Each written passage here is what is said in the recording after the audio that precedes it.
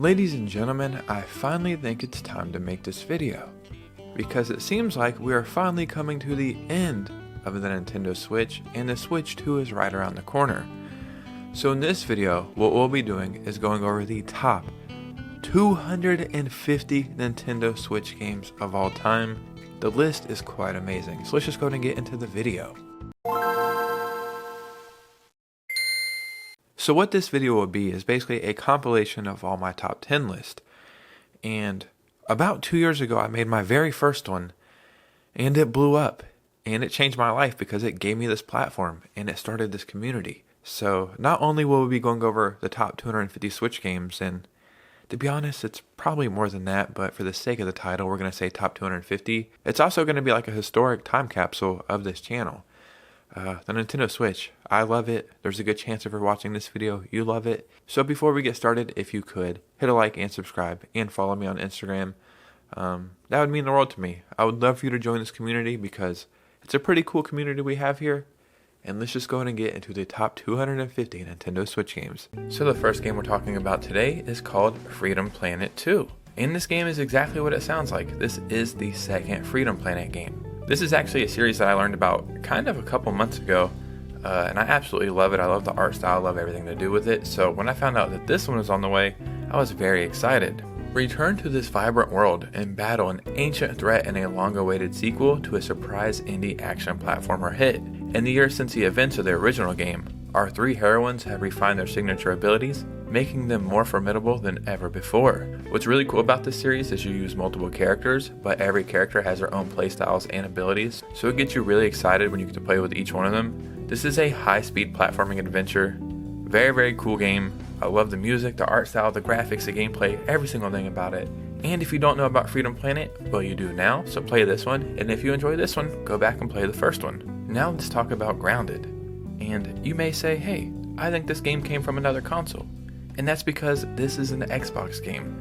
This is one of the very first few Xbox games to make their way over to the Switch. The world is a vast, beautiful, and dangerous place, especially when you've been shrunken down to the size of an ant. Explore, build, and survive together in this cooperative survival adventure. Can you thrive alongside the hordes of giant insects, fighting to survive the perils of the backyard? So this is a game that I didn't know much about. But when I was talking to my community about new Switch games or games coming from Xbox to the Switch, everybody was pretty excited about this, so I had to look into it. And it seems like it's a pretty big hit, and now that it's on the Switch, I think this fits the Nintendo Switch library perfectly. And now you get to play it, ladies and gentlemen. Hopefully, more Xbox games will come over to the Switch, because that's just better for everybody, right? So this next game we're talking about is one of my favorite in this entire list today, and it's called Planet of Lana. Welcome to an off-Earth odyssey. A planet that used to be a place of undisturbed balance between human, nature, and animals has now become something else entirely. The disharmony that had been in the making for hundreds of years has finally arrived in the form of a faceless army. But this is not a story about war. This is a story about a vibrant, beautiful planet, and the journey to keep it that way. This, in my opinion, is a masterpiece. I think this is going to be an underrated gem. I hope more people get to experience this. But this is one of those games that come around every few years that make you stop and think and appreciate just what it is. Some of the vibes it gives me are in comparison to that game Inside Out, or Inside, I can't remember what the hell it's called, but that creepy horror game. But regardless, I think this is a truly special game. And if you got a chance to play any game in this entire list today, this is probably the one that I would recommend the most. The next game we're talking about is Tales of Kenzera. Adventure into a beautiful and treacherous land of Kenzera Azal, a young shaman who bargains with the god of death to bring his Baba back from darkness. With your cosmic powers and untried courage, you advance into an unknown mythological land. Once bursting with life, Kenzera is now rife with lost ancestral spirits. Lucky for us, Metroidvanias are kind of making a huge comeback, and I'm excited we're getting a lot of games like this. This game looks very similar to that new Prince of Persia game, but that's not a bad thing at all. I believe they showed this off last year at the Game of the Year Awards, and it looked fantastic then, and it seems like they put a lot of work into it. So again, I think this is going to make a very welcome treat to the Nintendo Switch library. So when thinking about video games, there's normally a character, maybe a couple characters, sometimes even handfuls of characters. But what about a game where you play with up to 100 freaking characters? Well, that's exactly what this next game is. It's called a Uden Chronicle, 100 Heroes. And that 100 Heroes is no joke. This is a new RPG, and I believe this was funded through Kickstarter, which is really cool to see something start off there and then come into fruition, and now we get to play it. The Galdian Empire has edged out other nations and discovered technologies to amplify the Rune Lens's magic. Now, the Empire is scouring the continent for the artifact that will expand their power even further. However, a twist of fate will soon drag you into the fires of warring forces and cause you to re-examine everything you believe to be right and true. The Switch, in my opinion, is the home of the RPGs, and any RPGs we can get, I'm all for it. I'm a huge RPG fan. This looks very interesting, and I can see this being a pretty big hit. Like, this has 100 heroes in it. The amount of work that must have went into this is staggering, so now we get to check it out. Now, let's talk about Teenage Mutant Ninja Turtles Arcade, Wrath of the Mutants. So originally, this game started off, I think, as an Apple arcade game, and apparently it was a pretty big hit over there, so it's really cool to see this come over to the Switch. What this is basically a Teenage Mutant Ninja Turtle roguelike game, and to be honest, I don't think I even need to explain more. Like, the gameplay looks tight and fluid, the graphics look awesome, and like I previously mentioned, when people played this on Apple Arcade, they absolutely freaking loved it. You'll get to play as all 4 turtles and defeat waves of enemies, battle through 6 stages and over 13 boss battles as you defeat your arch enemy Shredder in his own lair. And probably the best part about this game is you can play it local co-op, so you can play with up to 4 friends. Nowadays, everything is online multiplayer or just not multiplayer at all. So any game we can get where you can play at home on the couch with friends or family, well, that's a good game in my book, so definitely check this one out. So I'm not exaggerating at all. The last game we're talking about today, I'm very excited for, and I'm not really sure why. Like, the moment that I seen it, I was like, oh my god, I can't wait to play this. And the game is called Another Crab's Treasure. This was shown off in the Partner Direct, and again in the Indie Direct. As Krill the Hermit Crab, you'll need to wear the trash around you as shells to withstand attacks from enemies many times your size. Embark on an epic treasure hunt to buy back your repossessed shell, and discover the dark secrets behind the polluted ocean. Is it trash or treasure? In this undersea society, trash is not only a way of life, but a valuable resource, and it can be used from everything from fashion to firearms. So, I know this is going to sound crazy putting these words together, but what this has been explained as is like an underwater crab Dark Souls adventure. I know. I don't know what the hell I'm talking about either, but I absolutely love this game. It reminds me of something that maybe would have came out in the GameCube era, and I miss games like this. Now every single game developer seems to be making the biggest AAA blockbuster action game. Oh my god, live service, this and that. But I think we've lost something in gaming, and it's just to make really fun video games that are a great time. And I think this game embodies that. So I'm very, very excited for Another Crab's Treasure. In this game you will go berserk as you change into different forms and use the power of lightning, fire, ice, air, and earth to save the planet from the evil Dr. Genos. In the distant future, a mad scientist and his army of darkness seek to enslave the people of Earth. Hope for all humanity rests with the Resistance. Enter Kai, a rookie hero who is transformed by a mysterious orb energy into Berserk Boy.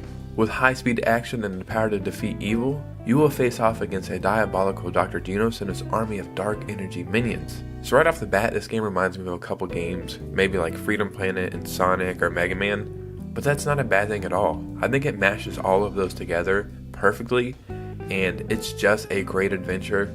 If you enjoy any of those games, you're probably going to enjoy this, or if you just enjoy great games in general, you're probably going to enjoy this, so definitely check this one out. The next game we're talking about today is called Lil Guardsman. In this adventure, you will play as Lil, an unlikely 12-year-old hero, covering your dad's shift at the guard shed, and are tasked with deciding the fate of over 100 unique characters. So, if people are trying to come into the kingdom, it's up to you. You will question humans, elves, goblins, cyclopses, and other fantasy creatures using your power of deduction to determine who to admit or deny based on how they respond to your questions and your trusty tools. Sending visitors to jail, inadvertently zapping them to smithereens, or letting them go on their merry way are all part of the job. But be very careful. Who you let through the castle gates will determine the kingdom's fate. Games like this are very, very special because they truly are a dime a dozen, and you really get invested into all the characters and you feel like you're a part of the actual story. So I definitely hope you'll check this one out.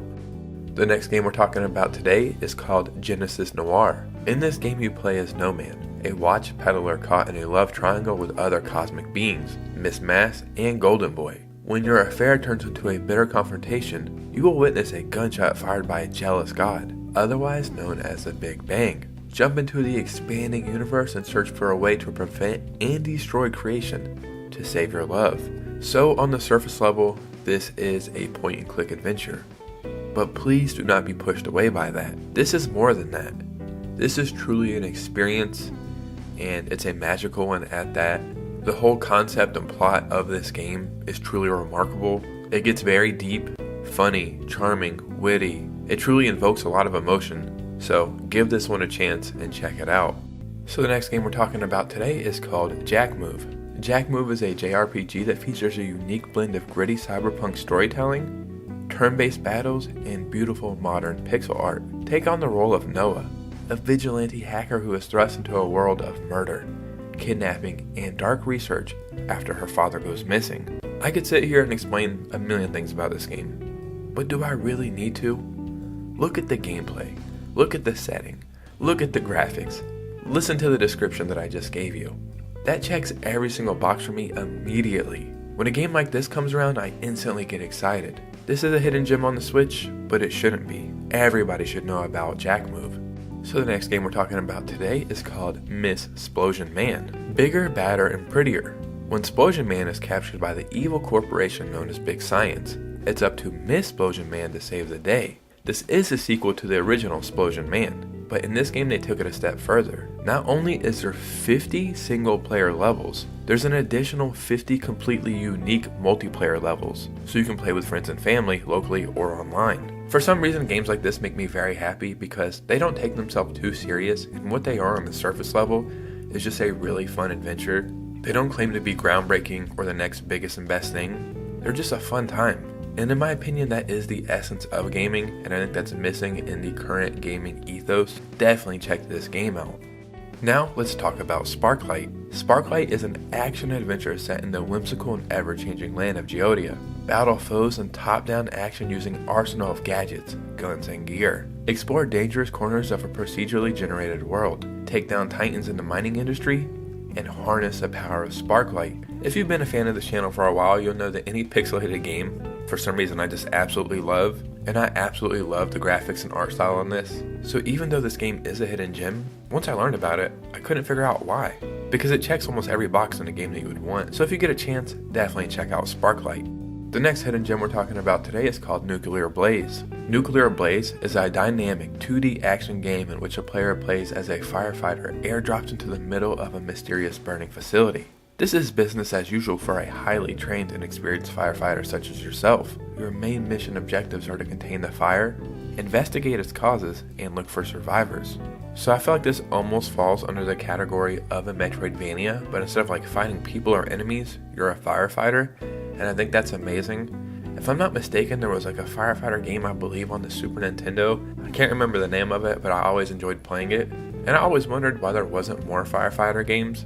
But regardless, this game is on the Switch, and you should definitely check it out. The first game we're talking about today is called Pronti.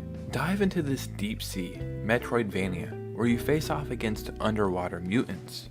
Dive through 400 years of technological advancements into an underwater city, where humanity once found a new home. That was until this future Atlantis was beset by fierce monsters, mutated by toxic marine waste. Take on this threat as the Sea Guardian Pronti, and fight alongside your Javelin partner Bront to take down the mutants. Discover the truth behind the creature's sudden invasion, and uncover the secrets of your origins. So, right off the bat, this game probably reminds you of Hollow Knight, and if I had to explain it in any way, I would kind of say it's a Hollow Knight clone, but that would be a disservice to this game, because even though this game reminds you of Hollow Knight, it's something else entirely, and it's very, very special. Definitely check out Pronti. The next game we're talking about today is Crano Origins. Take control of Crano and fight monsters, ghosts, and zombies with your mighty scythe. This eerie adventure takes place in a world where monsters, ghouls, ghosts, and skeletons are the inhabitants. But just like in our world, there are forces of both good and evil. Crano was created to aid the forces of evil, but all the evil magic and malice used to create him could not change who Crano was, a force of good. This is a fast-paced action platformer, and it's very tough. There's 8 huge levels to explore, and you get to fight bosses in true retro style. Find collectibles to upgrade your magic and health, and collect a slew of powerful weapons and use them to wreak havoc. Everything about this game just does it for me. Like the gameplay, the art style, the actual colors they used, the music, just everything. So if you get a chance, definitely check out Crano. Now let's talk about a game called Gibbon, Beyond the Trees. Gibbon Beyond the Trees is a hand-drawn adventure, following a lost Gibbon as they embark on a dangerous journey into unknown lands. Race to freedom in liberation mode, or play through an hour-long narrative that captures the real struggle of living creatures around the world. Master Gibbon's art, swinging from branch to branch at high speed, building momentum, pulling off spectacular somersaults, and launching yourself higher and further into the air with the help of your fellow Gibbons, feeling the thrill and exhilaration of life in an untamed jungle. So it's very simple to see that this game is different than pretty much most games, and this one is special because it invokes emotion. And you think, okay, I'm just playing this fun game. You know, it's kind of a rhythm game. It's kind of like a 2D platformer. It's kind of a time trial game. But then you start to feel some stuff, and you kind of learn some stuff about the world. And that's beautiful. So if you get a chance, definitely check this one out. Now let's talk about a game called Paradise Killer. This is a first-person open-world murder mystery. Do I really need to say more? Like, if you just told me that, I would be sold on this. There's an island outside of reality. A rogue human civilization hopes to resurrect dead alien gods. There's a murder behind locked doors. Paradise is an island that regenerates every few millennia. The psychic power that the alien worshippers within release into the universe is meant to feed and eventually resurrect their fallen deities. But this force also attracts undesired interest from demons, who eventually corrupt each island, until a new alternate reality is birthed by the council. What are the facts? What are the truths? And are they the same? You need to explore an island full of secrets, find your paradise, and unlock hidden areas. So I'm going to be repeating myself a lot in this video, but this is a special game, and something a little different. I really like games like this because, you know, you think you're getting into one thing, and then it turns out to be something entirely. If you get a chance, definitely check out Paradise Killer. The next game we're talking about today is called Inmost. Discover the darkness. Escape the depths of an otherworldly labyrinth in this cinematic puzzle platformer. Explore a hauntingly beautiful pixel art world with 3 playable characters, all in one dark, interconnected story. A knight adventures into the depths of a castle. A child uncovers the path of an eerie house. A wanderer searches for answers. Discover a crumbling, nightmarish landscape. Slice through enemies and spring deadly traps in order to escape the evil that awaits. So this game is really cool because it's actually meant to be played like a certain way. There's a 3 to 5 hour emotional story here, and it's intended to be played in a single sitting on a dark and stormy night. So they really want you to like set up the atmosphere and immerse yourself into this. But if you play it on a sunny beach, or you play it in space, or wherever the hell you get to play this game, whatever the setting and whatever the time, this one is special. So yeah, Inmost is a hidden gem that's definitely worth playing. The next hidden gem we're talking about today is called Rive Ultimate Edition. This is the metal wrecking, robot hacking shooter you've been waiting for. Blast your way through insanely spectacular battles in this hard, fast, and hilarious action game.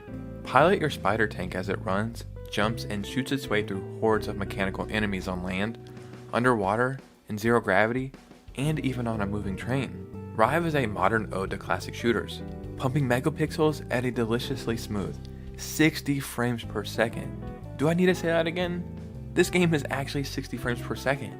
That's amazing. You can upgrade your special attacks, armor, and loot magnet. This is a quirky story, featuring robot butlers, space loot, and clean teeth. Again, just looking at the graphics here, it's kind of crazy. It's like, sometimes these smaller games, or quote-unquote hidden gems, end up looking better than first-party games somehow. I don't even know how that's possible, but I guess I kind of do at the same time. A lot of time, these smaller games are passion projects, and people really care about them. And this is one of those games where that rings true. So yeah, check out Rive if you get a chance. And the last game we're talking about today is Tori's Panic Attack. So if you've never heard about Tori, what they are I guess action platformers, like 3D platformers, very fast paced. And the selling point is they're always full priced at $1. And there's a couple games, like there's Tori 3D, Tori 2, and now we have Tori's Panic Attack. Tori's Panic Attack combines the exciting mini-adventure Tori Genesis, spanning 3 fast-paced levels in a fresh environment, with Tori Jumble Jam 2, which is a set of 4 new and challenging bonus levels using the level styles from Tori 2. Lastly, Tori Missions offers 24 tight challenging missions in a futuristic environment, challenging your platforming skills in a unique way. These games are awesome, and I'd argue that everybody needs to give these a try. Like, they're full price at $1. You can't go wrong with any of them, but this one you're getting the most bang for your buck. Get it? It only costs $1, bang for your buck? You're smart, you understand. You would seriously be hard pressed to find more value in $1 on the Nintendo Switch. And yeah, these games are awesome. I'm very excited that they're still making new ones.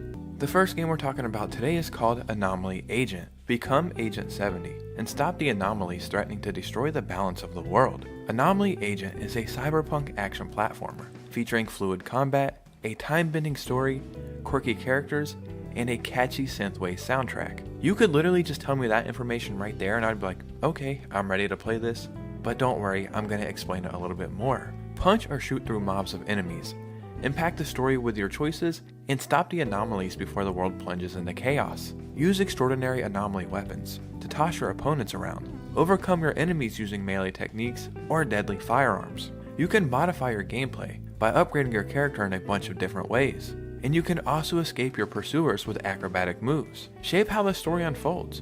Unravel the mysteries you face and make the world a safer place.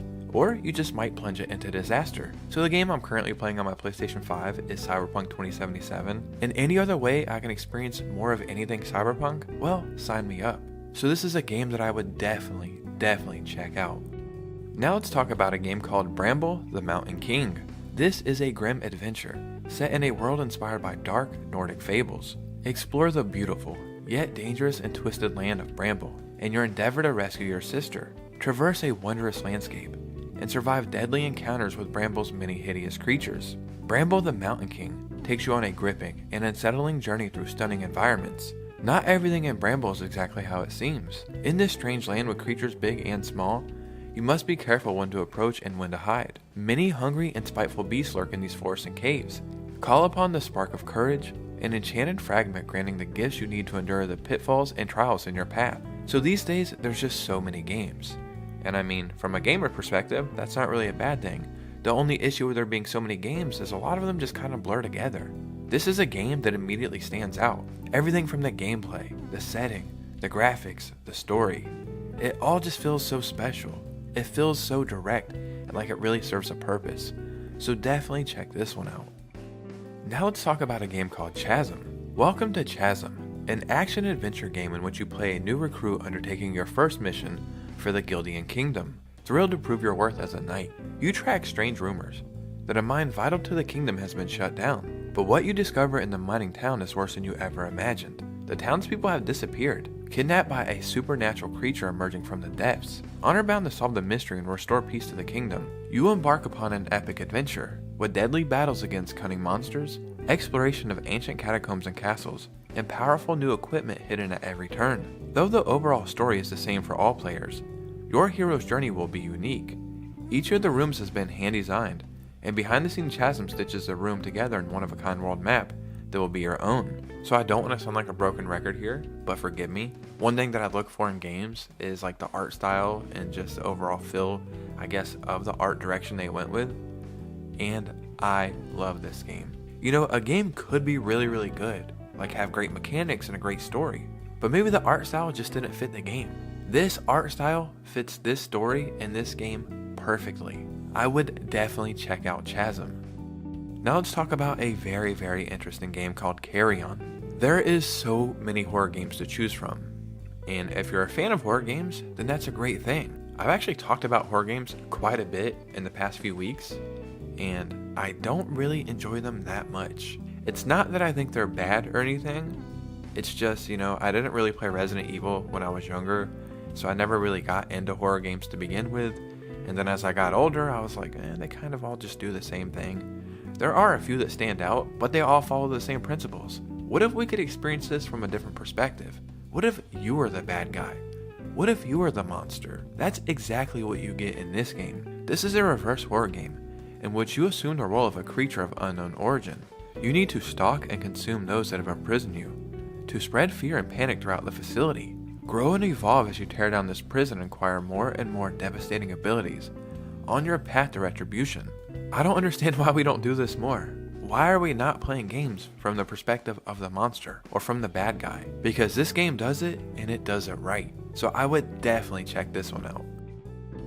The next hidden gem we're talking about today is a game called Wordless. Wordless is set in a newborn universe based on entities trapped in eternal conflict by the polarizing nature of their attractions. These interactions can result in an exchange, but this process is very unstable, and who knows what new results can come from it. Players will explore intricate and interconnected areas full of secrets and mysteries to uncover with a plethora of abilities like dashing and wall jumps. Along the way, you will encounter different beings that aim to stop you as you seek to find your place in this universe. Using turn-based rules, fights combine traditional combat with active time actions for a thrilling and strategic combat where your knowledge of game mechanics and skills will be put to the test. Uncover unimaginable possibilities. You know the old saying, less is more?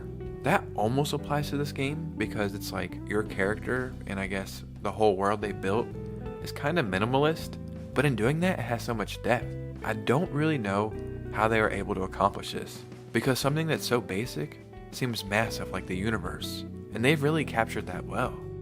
Now let's talk about a game called What Lies in the Multiverse. What Lies in the Multiverse is a story-driven 2D adventure that one could call a dramatic comedy, filled to the brim with hilarious, cartoonish hijinks. The narrative also presents a player with mature and deep themes like death, envy, and obsession.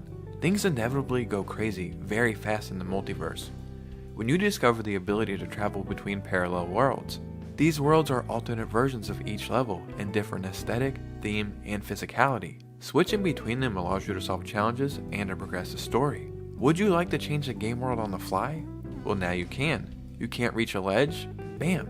Switch worlds mid-air. Afraid of sliding around on an icy environment? Alternate to another universe for firmer ground.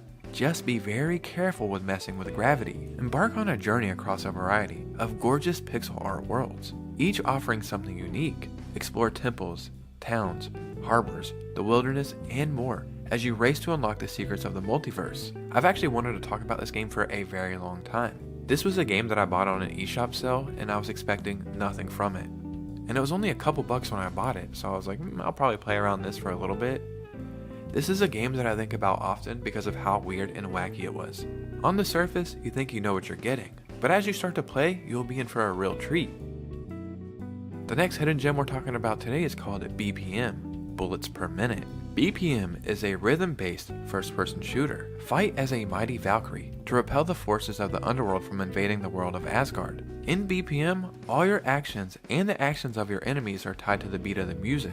Your enemies perform a dance-like sequence of attacks to an epic rock opera inspired by retro shooters of the 90s. It's fast and frantic, but there's a little rhythm there. You can double jump, dash, rocket jump, and bunny hop to evade your opponents. Your goal is to reach the end of each dungeon, collecting different weapons, abilities, and items each time you play. These weapons and abilities can radically alter the way you play, making each playthrough unique. You must defeat 7 bosses to reach the final boss. Each boss moves and attacks in a unique way, and you must learn to exploit it if you want to succeed. This game literally reminds me of like a million different games mashed together. And when you first hear something like that, you're probably like, well, they probably didn't know which direction to go, so they threw a bunch of stuff at the wall to see what would stick. In this case, everything ended up sticking, and it just works so damn well. So this is a game you don't want to miss. So the next game couldn't be more different than the last one. Now we're talking about a game called RABOUND. RABOUND is a comfy, track-bending puzzle game about a pair of dogs on a train journey around the world. Solve over 150 clever puzzles ranging from gentle slopes to twisted passageways. You need to bend rails to make these trains go. Place, remove, and reroute connections so that carriages safely connect to the locomotive, but be careful so you don't make them run into each other. Main levels will take you through a variety of locations at a relaxed pace. Forks along the road will lead you to spicy brain teasers that please even the most demanding players. Use tunnels to cover vast areas in an instant. You need to delay the trains using well-timed railway barriers. Switch tracks to reroute cars in different directions. Pick up cute friends on the way and encounter even more challenges on your journey. Even though the gameplay is at the forefront and it's what you're going to be focused on the most, the art and the music really adds to everything here. It's really where you get the vibe of this game. I'm not sure exactly what you would call this, maybe like comic book or storybook style art, but when you add the art style and the music and the gameplay and you mix it all together, That's the recipe for a game you can get lost in. So now let's talk about a game called Demon Turf. And I'm pretty sure there's a sequel to this game, so you can't go wrong with either one, so we'll just say the Demon Turf series. But these games are must-play hidden gems. The demon world is inhabited by all kinds of nasties. Most of them are lumped into gangs battling for dominion, each led by its own head honcho. Yet even these bad dudes are no match for the Demon King himself. Instead, the task falls to Beebs, a young demon barely 1,000 years old, who decides it's time for her to kick every Turf's leader's butt.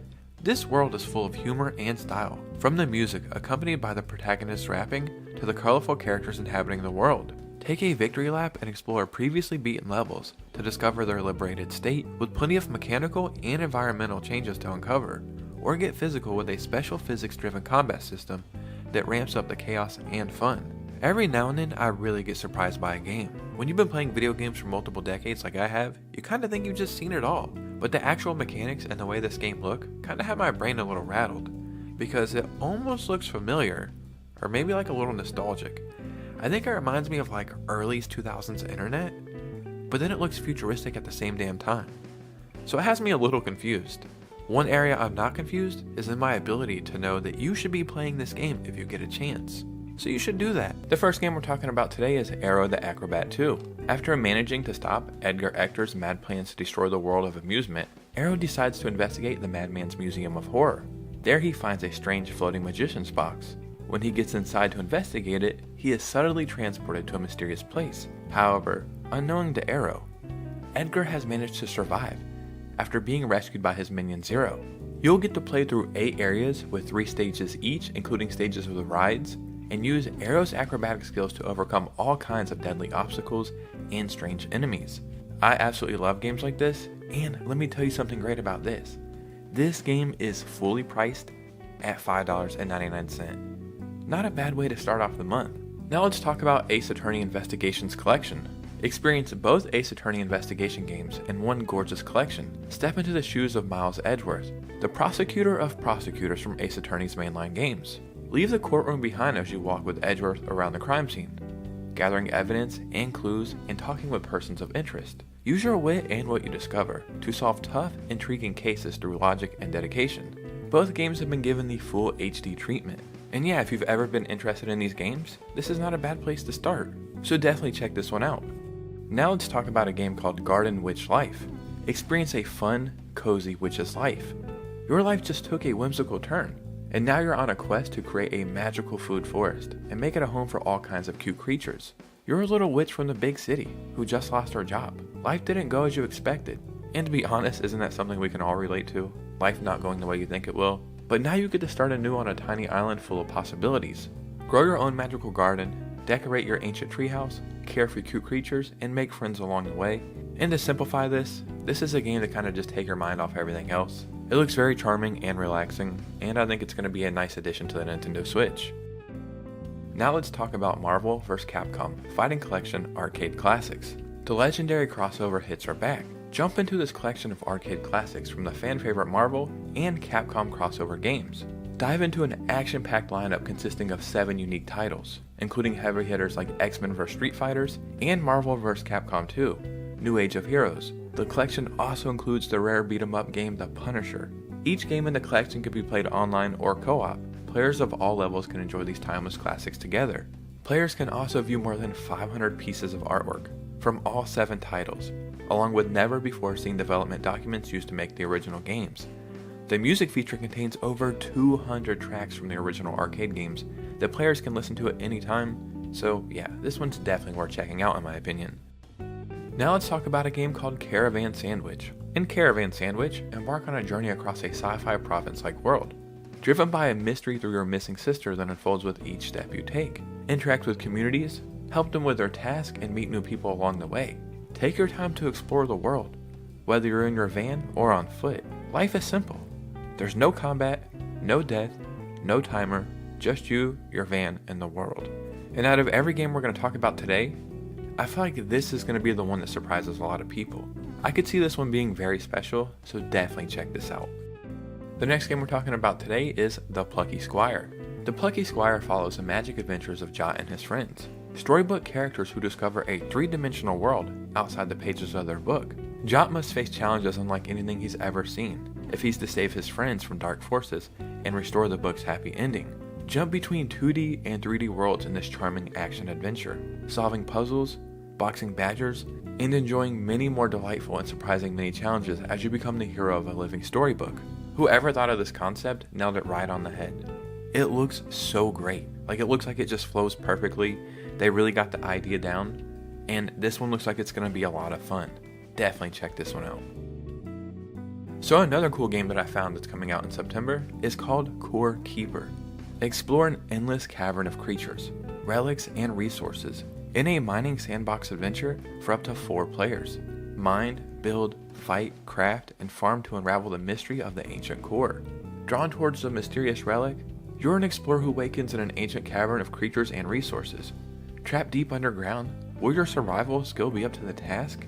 You can customize your character and craft new items, armor, and equipment to venture further into the caves. Craft a pickaxe to mine walls and resources, build bridges to cross underground lakes, and place torches to light up the profound, ever-present darkness. Whoever did the animation in this did a damn good job. The graphics look so warm and inviting, and I think this one's going to be very special. Definitely check out Core Keeper. So the next game we're talking about today is called Bite the Bullet, and this is one of the coolest and weirdest games I've seen in a very long time. You need to restore your computer. Get into an infected computer and restore every virus-ridden system by recovering game attributes like color and save functions.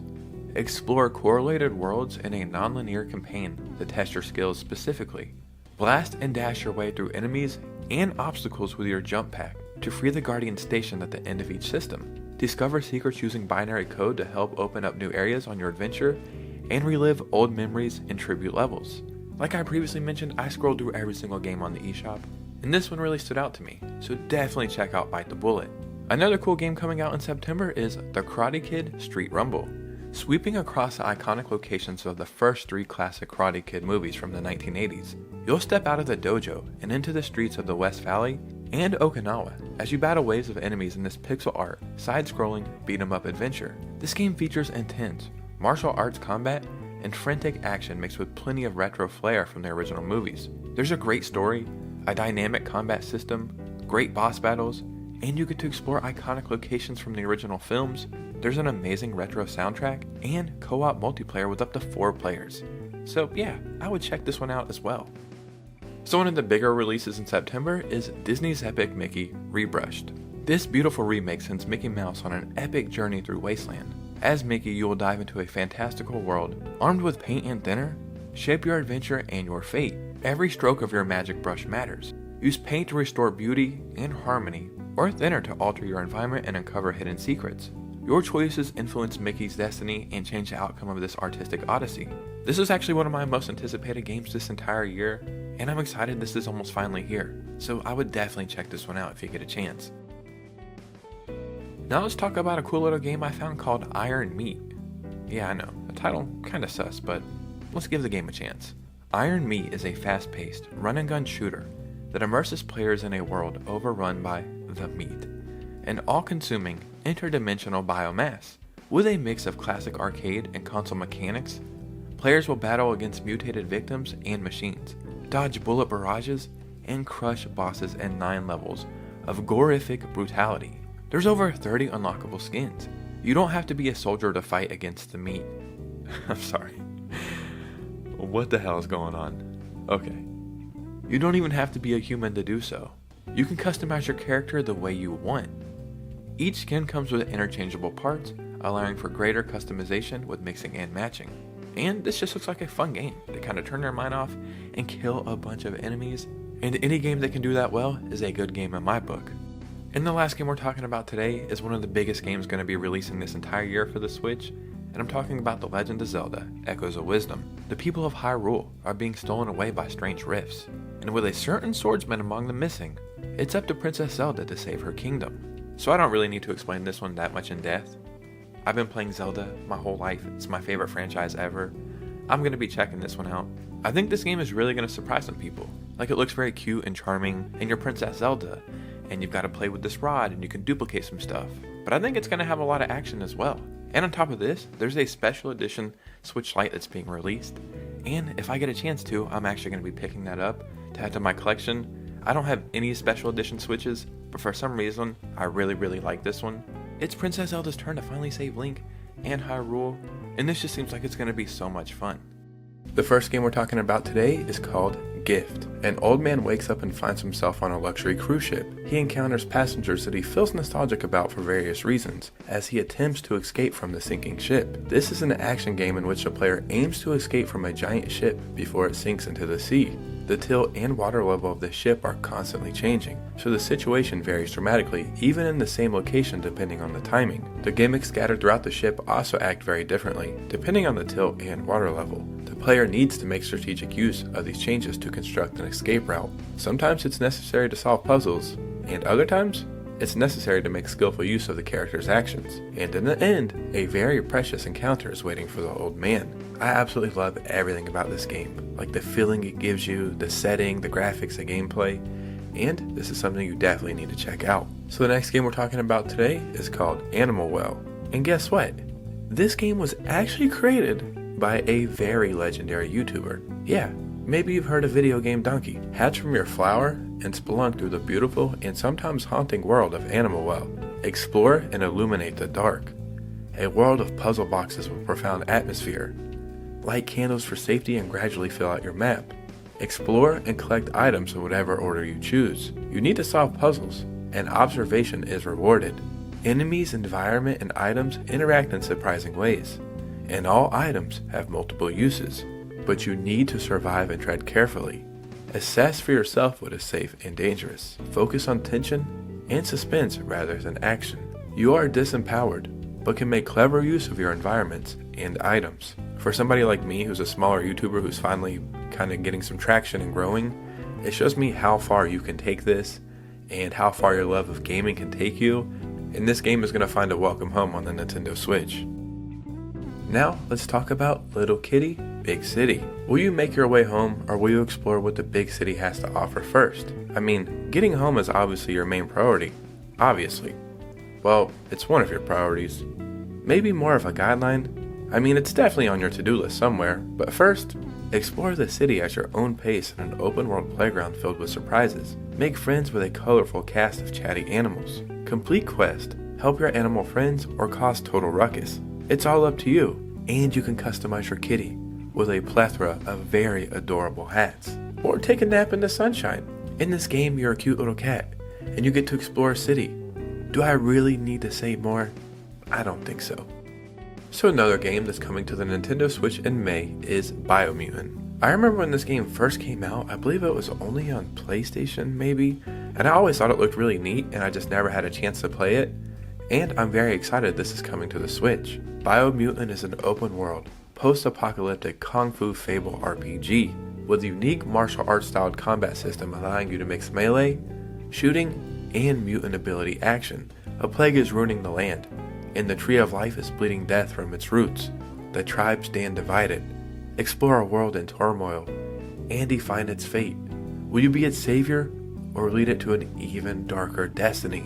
I honestly think this game is going to get a second wind, and I think it'll be a little bit more appreciated on the Switch for some reason, and I think this is going to be a pleasant treat for the Nintendo Switch library. So another game that's coming in May is arguably the biggest game for the Nintendo Switch this year, and that's Paper Mario: The Thousand Year Door. This is a remake of Paper Mario on the GameCube, and I think this is amazing we're getting to play this on the Switch. In my opinion, this is the best Paper Mario game ever created. I was playing this recently, probably a couple weeks ago, the GameCube version, and I could not believe how amazing it still held up. I honestly didn't even know why it needed a remaster.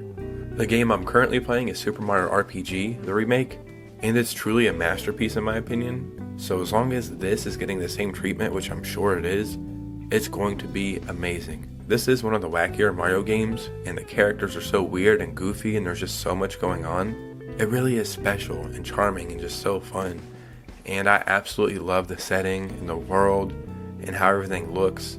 It's like a storybook that comes to life and you get to play through it. I'll actually probably make a dedicated video towards this game or a review or something, but for the time being, this is definitely a game you're going to want to play. The next game that we're talking about probably has one of the coolest names I've ever heard. It's called Duck Detective: The Secret Salami. Yeah, I would be paying attention too. Solving crime is no walk in the pond. You are a down-on-his-luck detective, who also happens to be a duck. This might ruffle some feathers. This is a cozy mystery game about a down-on-his-luck duck searching for answers in a sinister sausage-based conspiracy. Let me say that one more time. A sinister sausage-based conspiracy. Yes, this makes me happy as well. Inspect and interview suspects to learn their hidden secrets, then use the information you've gathered, plus your own deductive reasoning to locate the suspect and bust the case wide open. So what's cool about this game is it's fully voice acted, so it helps you get immersed into this adventure, and it's a mystery about a sausage. Again, I don't think I need to say more. So the last game we're talking about today is Zan Yan Sword 7. Journey through a fantastical reimagining of ancient China in this 3D action RPG. This game has frantic, real-time combat, a visceral 3D presentation, and a rich cinematic narrative. It is a celebration of ancient China's landscape, civilization, and culture, infused with a mystique of its own legends. It is a world that is both familiar and mysterious, one of both science and spirituality, and it's one that is waiting to be explored. Take the role of the calm and reliable swordsman as he fights to protect his family and uncover the truth of a blight that threatens all of China. So me, I'm a fan of history and anything ancient, and I think this game is going to be a hidden gem. I've never heard anybody talk about it, and when I learned about this game, I kind of did a deep dive into it, and I'm very, very excited for this. I think the gameplay and the graphics and the setting and the narrative and everything about it just checks every kind of box for me. And this is something I don't think you should sleep on, so definitely check this game out. So one of my favorite colors is yellow, because there's so many cool yellow things. Bananas are cool, Pokemon Yellow is cool, Butter's hair from South Park is cool, oh yeah, and Pac-Man. If somebody were to tell you to think of Pac-Man, you would probably have a set image in your head. You would probably think of the original arcade game, and while that I guess still is a good game, it's kind of dated, right? We need something more modern. And that's where Pac-Man World Repack comes in. Pac-Man arrives home on his birthday to find the ghosts have kidnapped Pac-Man's family and ruined his party. Just thinking of Pac-Man having a family makes me laugh for some reason, but I guess he deserves to be happy too.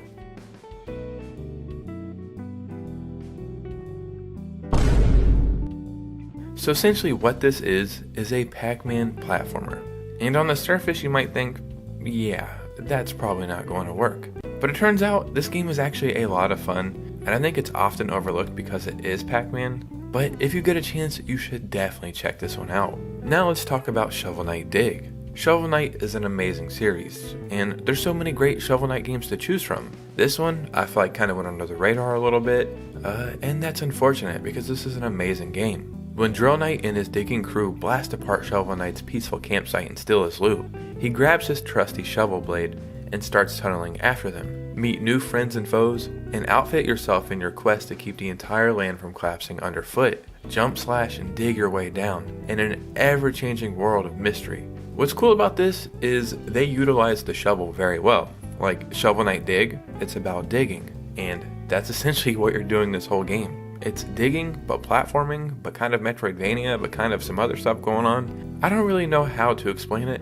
You can obviously see what I'm trying to say here. So if you get the chance to play Shovel Knight Dig, you should definitely do that. So to be honest, I wasn't the biggest Kirby fan until I played Kirby in the Forgotten Land. And then I went back and played a lot of older Kirby games, and I really enjoy them. And I didn't know there were so many Kirby games on the Switch, and one game that I don't think gets enough recognition is Kirby Star Allies. When an evil threatens Planet Popstar, Kirby will need a little help from his enemies, maybe? Yeah, I think his enemies. This game is great because you're making friends out of foes. And what I mean by that is every enemy that you defeat, you can kind of take their power and make it your own. And it makes it really fun to defeat every enemy to see what kind of power you're going to get. And there's quite a few different abilities in here. Like there's a spider ability, you can become an artist, there's a cleaning ability, you can get a staff so you can just bop people in the head, that's always really cool. Stone Kirby's awesome. And there's a festival ability that makes Kirby look badass in my opinion. What this is basically a classic Kirby game, just in the modern era. So if you get the chance, definitely check this one out. Now let's talk about Streets of Rage 4. If you've ever played a Streets of Rage game, you kind of know what you're getting into, but in my opinion, this is the best one. Beat 'em ups are probably like my least played genre of gaming, And to be honest, I don't know that much about a lot of them, but this one is the one that I'm absolutely in love with. It's so addicting. I really, really love the art style here. I don't know if you would call it cel shaded or not, but what it is it's that timeless look. It looks like something you could play 10 years ago, play today, or play 10 years in the future, and it's still going to hold up exactly the same. Again, this is another game you kind of just zone out. You just play it, you get into the music, and you start vibing out. You start beating up some enemies, and then you realize you've been playing for 40 hours and you need to go to sleep. Even though this is a Streets of Rage game, they have some new mechanics in this one, so it kind of makes it a little bit more immersive and a little bit more fun. So even if you're not a beat 'em ups fan, this is still a game I would definitely check out. The next game we're talking about today is Time UFO.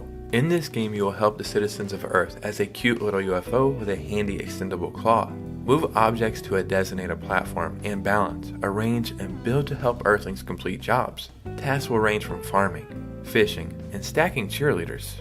That's right, you heard me correctly.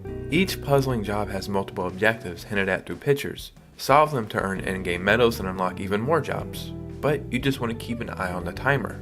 Take on jobs like helping a farmer load a truck, arranging circus animals, and rebuilding a temple. In addition to the medals you'll earn to unlock the other stages, you'll receive some in-game currency for each job you complete. Then you can redeem your hard-earned currency for adorably useful costumes. Dress like a ninja for a sneaky look and a speed boost, or don the safety helmet to stop quickly when zooming around the screen. Games like this really remind me of gaming back in the day. Like, you would just try any game, you didn't care what it was about, and 9 times out of 10 you would have fun. This is before we would take reviews so serious and take everybody else's opinion so serious. We were just in gaming for the sake of gaming. So this game is a very welcome treat on the Nintendo Switch. So the first game we're talking about today is called Signalus. You are searching for dreams inside of a nightmare. Awaken from slumber and explore a surreal, retro-tech world as Elster, a technician replica searching for her lost partner and her lost dreams. Discover terrifying secrets, challenging puzzles, and nightmarish creatures in a tense and melancholic experience of cosmic dread and classical psychological survival horror. Experience fear and apprehension as you encounter strange horrors. Carefully manage scarce resources and seek solutions to challenging riddles. Discover an atmospheric science fiction tale of identity, memory, and the terror of the unknown. I'll be honest, horror games normally don't do it for me. Like, I can appreciate them and I think a couple Resident Evils are pretty cool, but they've never been my cup of tea. This, on the other hand, I can't recommend enough. So if you get the chance, definitely check this one out. Now let's talk about a game called Solar Ash. Set amidst a surreal dreamscape, filled with long abandoned ruins of great civilizations past.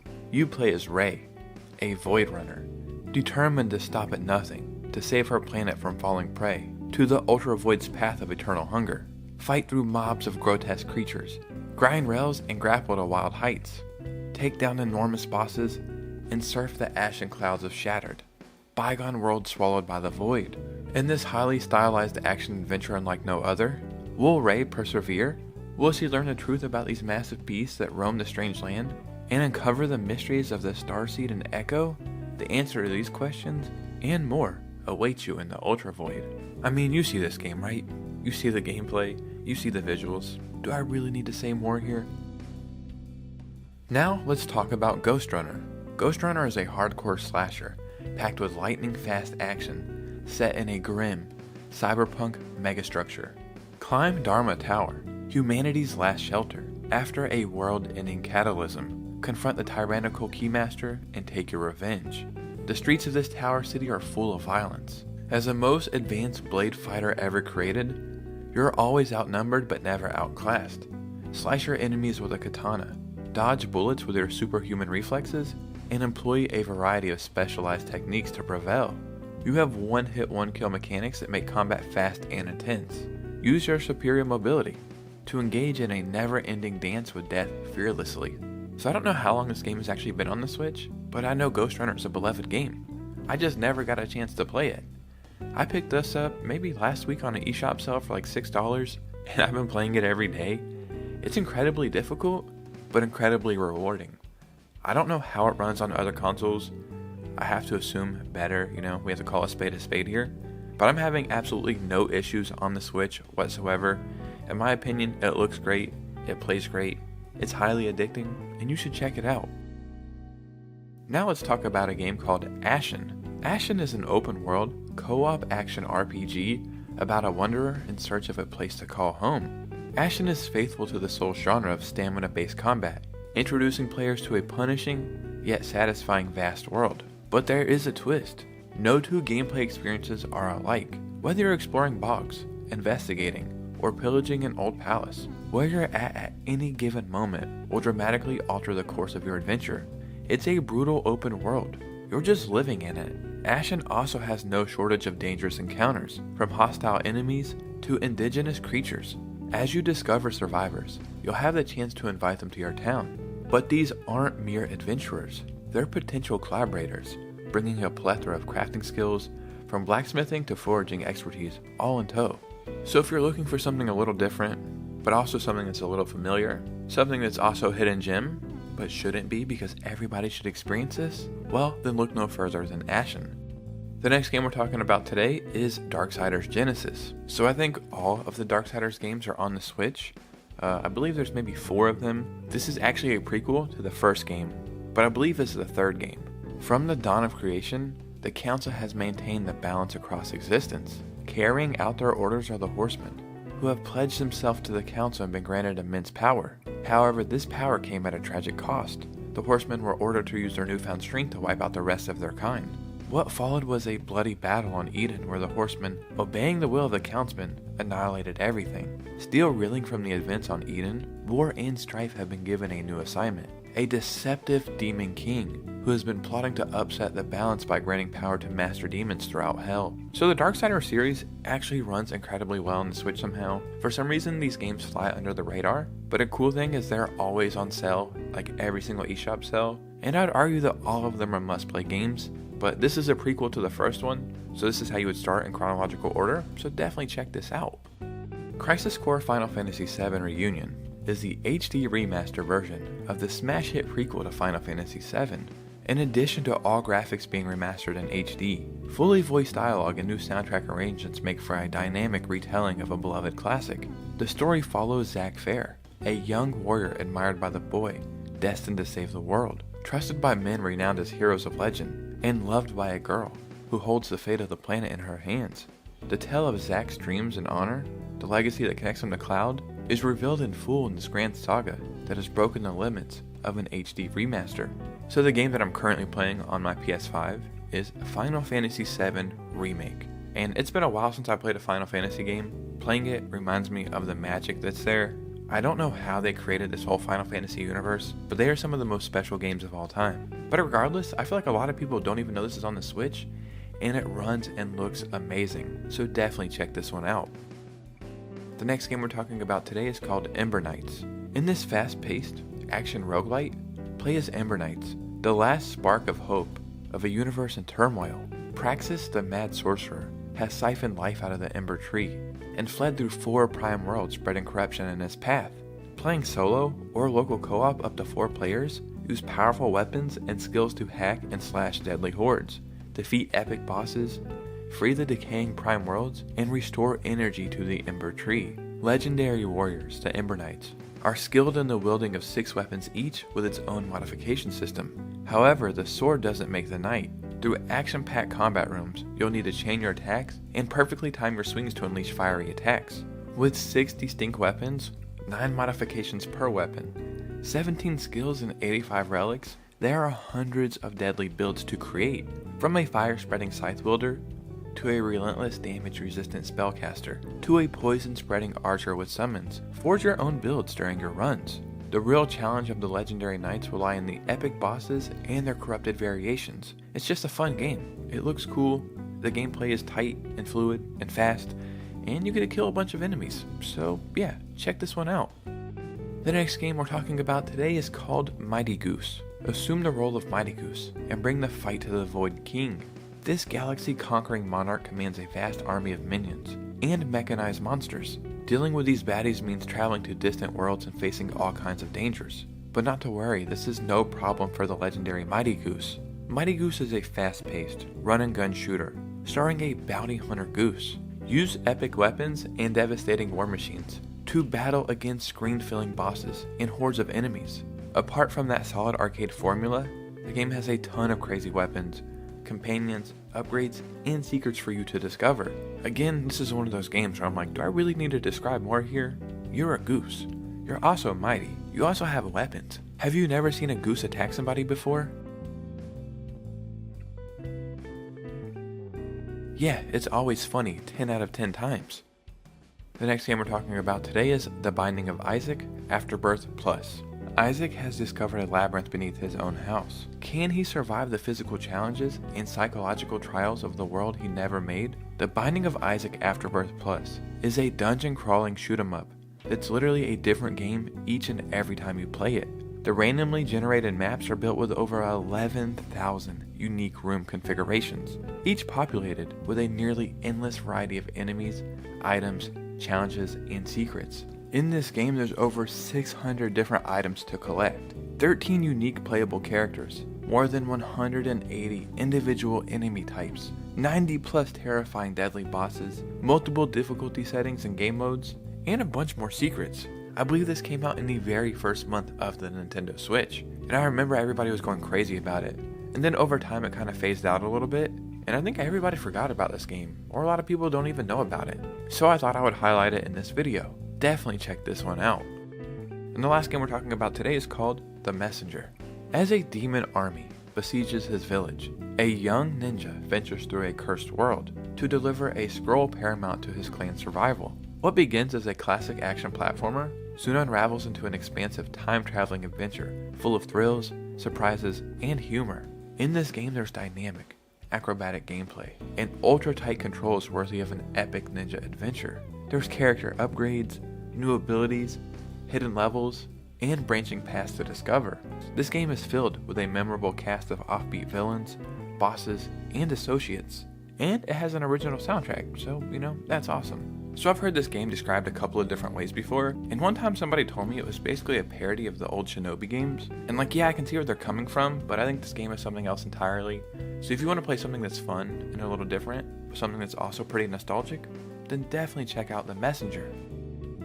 The first game we're talking about today is Disney Epic Mickey Rebrushed. This beautiful remake sends Mickey Mouse on an epic journey through a wasteland, a realm of forgotten Disney characters. As Mickey, you will dive into a fantastical world, and armed with paint and thinner, shape your adventure and the fate of this alternate world. Every stroke of your magic brush matters. Use paint to restore beauty and harmony, or thinner to alter your environment and uncover hidden secrets. Your choices influence Mickey's destiny, and change the outcome of this artistic odyssey. Will you become the epic hero this wasteland needs? Encounter various iconic characters like Oswald the Lucky Rabbit, which was Walt Disney's first creation, as you travel between the lands in the wasteland. Rebrush employs state-of-the-art visuals and improved controls to breathe new life into a beloved classic. Experience new movement skills for Mickey, such as dash, ground pound, and sprinting. The game's compelling story makes it an unforgettable adventure for longtime fans and newcomers alike. I grew up in Orlando, and a lot of my family works for Disney, so I grew up going to Disney, I grew up watching all the movies, and they're classics for a reason. I can't remember what game this was originally on, maybe the GameCube or the Wii, but yeah, this was a welcome treat on the Nintendo Switch. Now let's talk about a game called Bow, Path of the Teal Lotus. Flow with acrobatic grace and agility through a mysterious world of myth and legend in Bow, Path of the Teal Lotus, a colorful hand-drawn adventure inspired by Japanese folklore. Undertake this mystical journey as Bow, a celestial blossom, descended from the heavens to play a key role in an ancient and mysterious ritual. Use your legendary bow staff to bounce and glide fluidly through an otherworldly realm of hand-drawn, dreamlike landscapes, strange and adorable yokai, and massive monsters summoned from the ancient legends of Japan. Explore a diverse and interconnected world in a 2.5D side-scrolling action platformer with Metroidvania elements. Journey to a haunted castle, a thriving Japanese-inspired metropolis, and many more strange and wondrous places. Then find ways to travel back and fully explore newly unlocked paths and surprises. It's strange, when I first seen this game was coming out this year, I thought it looked amazing. I knew it was going to be fantastic. And it is all those things, but for some reason, this game truly went under the radar. Like, I have heard absolutely nobody talk about this game. And don't get me wrong, I'm sure a lot of people do know about this game, but I just haven't heard anything. And that's a huge bummer, because this is a very special game. Every single year, I feel like there's a few great Metroidvanias that come out. This one really surprised me because it's something very special. And it gives me Okami vibes a little bit. Like, I know it's absolutely nothing like that game at all, but it just reminds me of that. So this is another game you should definitely check out. So if I could just have one moment of your time, I had a bunch of brands reach out to me and offer me brand deals for this video. And they were pretty enticing, and I do hope to do those in the future. But for this video, it didn't seem right because this video seems like a celebration of our community. So if you would just bear with me for one moment, if you could become a channel member, it would really help support this channel. You will get custom emojis of your favorite gaming characters that you can use under every video, not just channel member videos. And I also just started making channel member videos where I just talk about certain games more in depth. For the first two videos, we talked about Far Cry 3 and Majora's Mask. And if you become a channel member, you can ask me to talk about any game and I will make a video about it.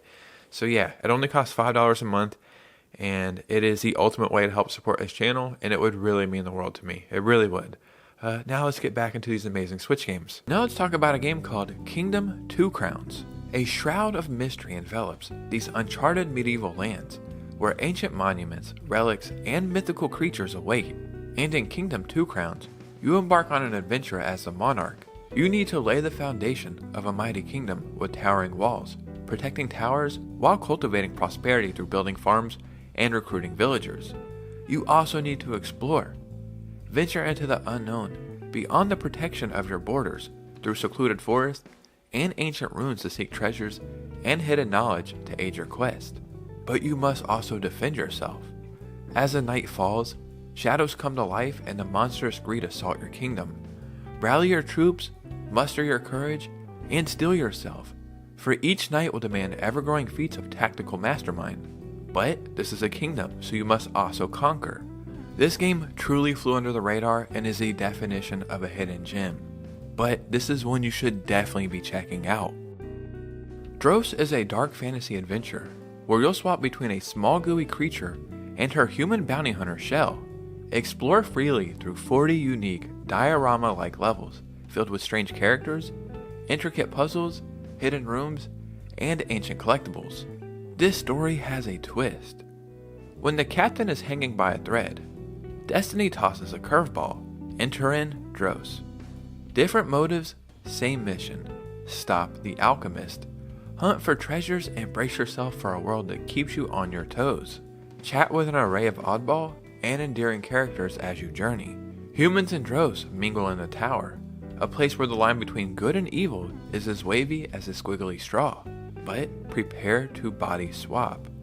Wiggle, jiggle, and sneak around as a gooey little Dross. Bust open hefty doors, press down pressure plates, and clear the way as a robust captain. Each of the tower's 40 levels has its own unique surprises. I mean, look at this game. It's weird, it's wacky, but it's awesome. Yeah, you know about all the major Switch games that have been coming out lately, but games like this really deserve praise as well, so yeah, they're getting mentioned in this video. In Caravan Sandwich, embark on a journey across a sci-fi province-like world, driven by a mystery through your missing sister that unfolds with each step you take. Interact with communities, help them with their tasks, and meet new people along the way. Take your time to explore the world, whether in your van or on foot. Life is simple. No combat, no death, no timer. Just you, your van, and the world. And that actually sums up this game perfectly. You know, there's a lot of games out there that once you start playing them, they are addicting, so you kind of play through them almost as fast as possible, or there's other games that you just want to play through as fast as possible just so you can beat it and be done, and on to the next thing. If that's what you're looking for in a game, this game is the complete opposite of that. This game really encourages you to take your time and explore and just see what's going on, and this is a game you can really get lost in. So this is another game definitely worth checking out. So a game that really surprised me was Emio the Smiling Man, Famicom Detective Club. I think it had been, 20 years at least, before we had got a brand new entry into this series. I think all the way back on the Super Nintendo if I'm not mistaken. This series is a very niche one because it's definitely not for everybody. The way I can describe it is like a murder mystery / visual novel. It's a little bit more interactive than a visual novel, but those are the vibes you get from this. That being said, this is one of the best Switch games I think of all time. Like sure, it's definitely not for everybody, but this is a game that you should definitely give a chance. I think there still might be a demo and you can play through like the first 2 or 3 chapters, and then once you do that, you're going to want to play the entire game. This is another game that I can't believe we got like this late in the Switch's life. Not because I think it would have done better on the Switch 2, but in my opinion, if they waited 2 decades to release a new one, they could have waited another year. And it just would have been a bigger announcement, I guess, for the Switch 2. This is truly one of the best Switch games I think I played this year, because it was a little different than all the other games I played this year, and it was one of the more memorable ones. So yeah, Emio the Smiling Man, it is a must-play game. Conscript is a survival horror game inspired by the classics of the genre, set in 1916 during the Great War. In this game, you play as a French soldier, searching for his missing in action brother during the Battle of Verdun. Will you be able to search the twisted trenches, navigate overrun forts, and cross no man's land to find him? You will get to experience classic and methodical survival horror gameplay in a unique historical setting.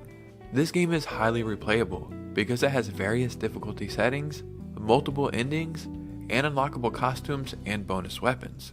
You need to fend off a variety of enemy soldiers and combatants with a variety of World War I melee weapons and firearms.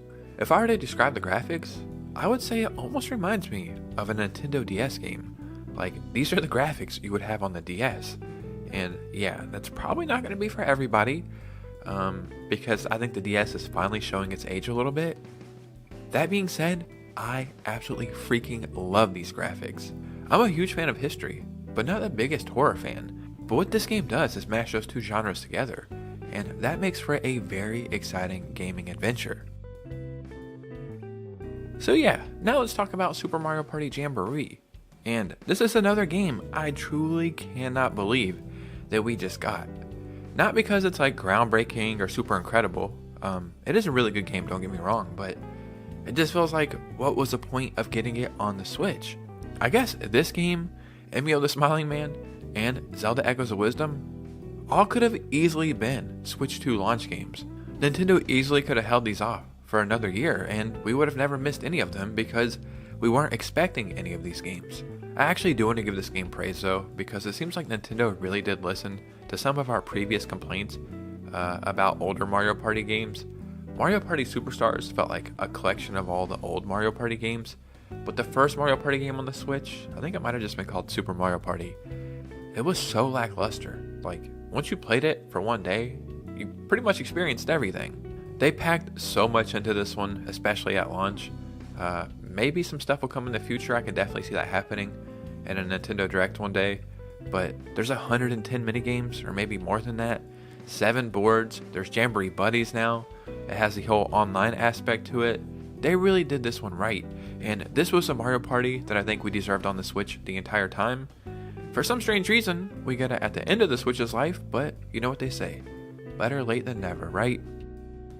Let me throw in another must-play game.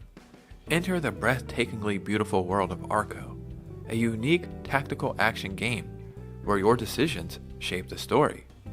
Journey through lush forest, sweeping plains, and scorching deserts as you guide 4 unlikely heroes in their vendetta against the Red Company gang. Battle warriors of different nations, fend off greedy colonizers, and slay monstrous creatures as you voyage across this enchanted land. Change your fate one move at a time. You need to cleverly plan your next move in a unique turn-based combat system. Unlock new game-changing skills, recruit powerful allies, and collect life-saving resources as you progress. Progress through each campaign as a different character with their own set of special abilities. Dive into a tale full of danger and excitement and watch it unfold from multiple viewpoints. I mean, I hate to sound like a broken record here, but at the same time, I don't really care. Look at this game. It looks absolutely phenomenal. I can't actually pinpoint what it is. Maybe like the color palette they went with, or maybe just the actual art style, but it looks so damn good. This is another hidden gem that some way somehow flew under the radar. But I'm here to tell you right now, you do not want to sleep on this one. So first, let's start with a game called Inside. Hunted and alone, a boy finds himself drawn into the center of a dark project. This is a dark, narrative-driven platformer, combining intense action with challenging puzzles. It has been critically acclaimed for its moody art style, ambient soundtrack, and unsettling atmosphere. And a cool thing about this game is it goes on eShop sales all the time. You can pick this game up regularly for like only $2. Let me just be the first to say this game will surprise you. So whenever you think of the game Inside, there's another game that's pretty synonymous, and it's a game called Limbo. And if I'm not mistaken, both games are made by the same exact people. Uncertain of his sister's fate, a boy enters Limbo. Limbo is an award-winning indie adventure, critically acclaimed for its captivating puzzle design and immersive sound and visuals. And again, this game also goes on sale all the time for only like $2. So whether you're picking Inside or Limbo, you can't go wrong with either one. Now let's talk about Resident Evil 4.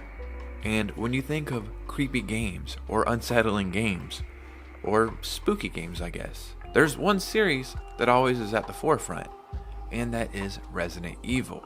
But Resident Evil 4, in my opinion, is the best Resident Evil game.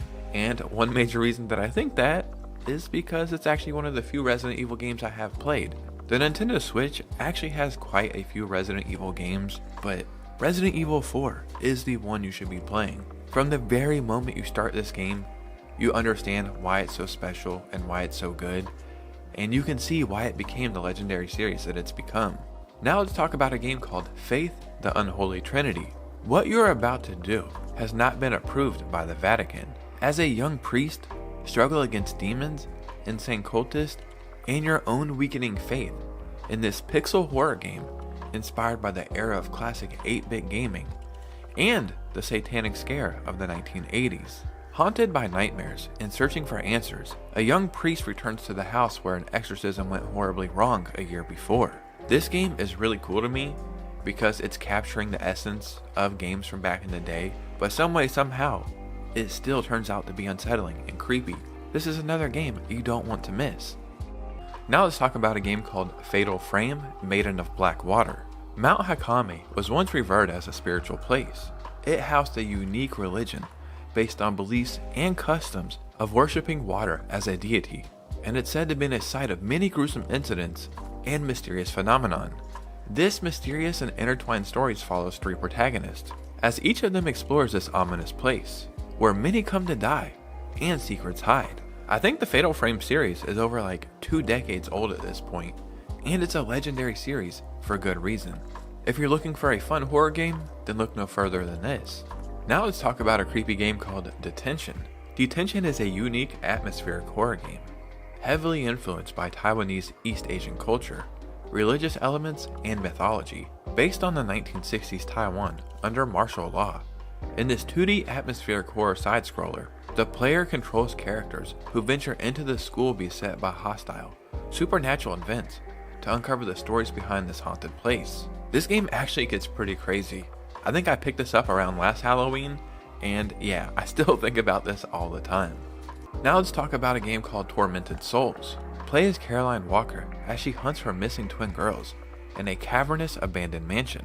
Can you control your fears and uncover the secrets of Winter Lake? Or will you die trying? Waking in the dead of the night, naked and hooked up to some kind of outdated medical equipment in a bathtub, Caroline must fight for her life as she explores the halls of the abandoned mansion.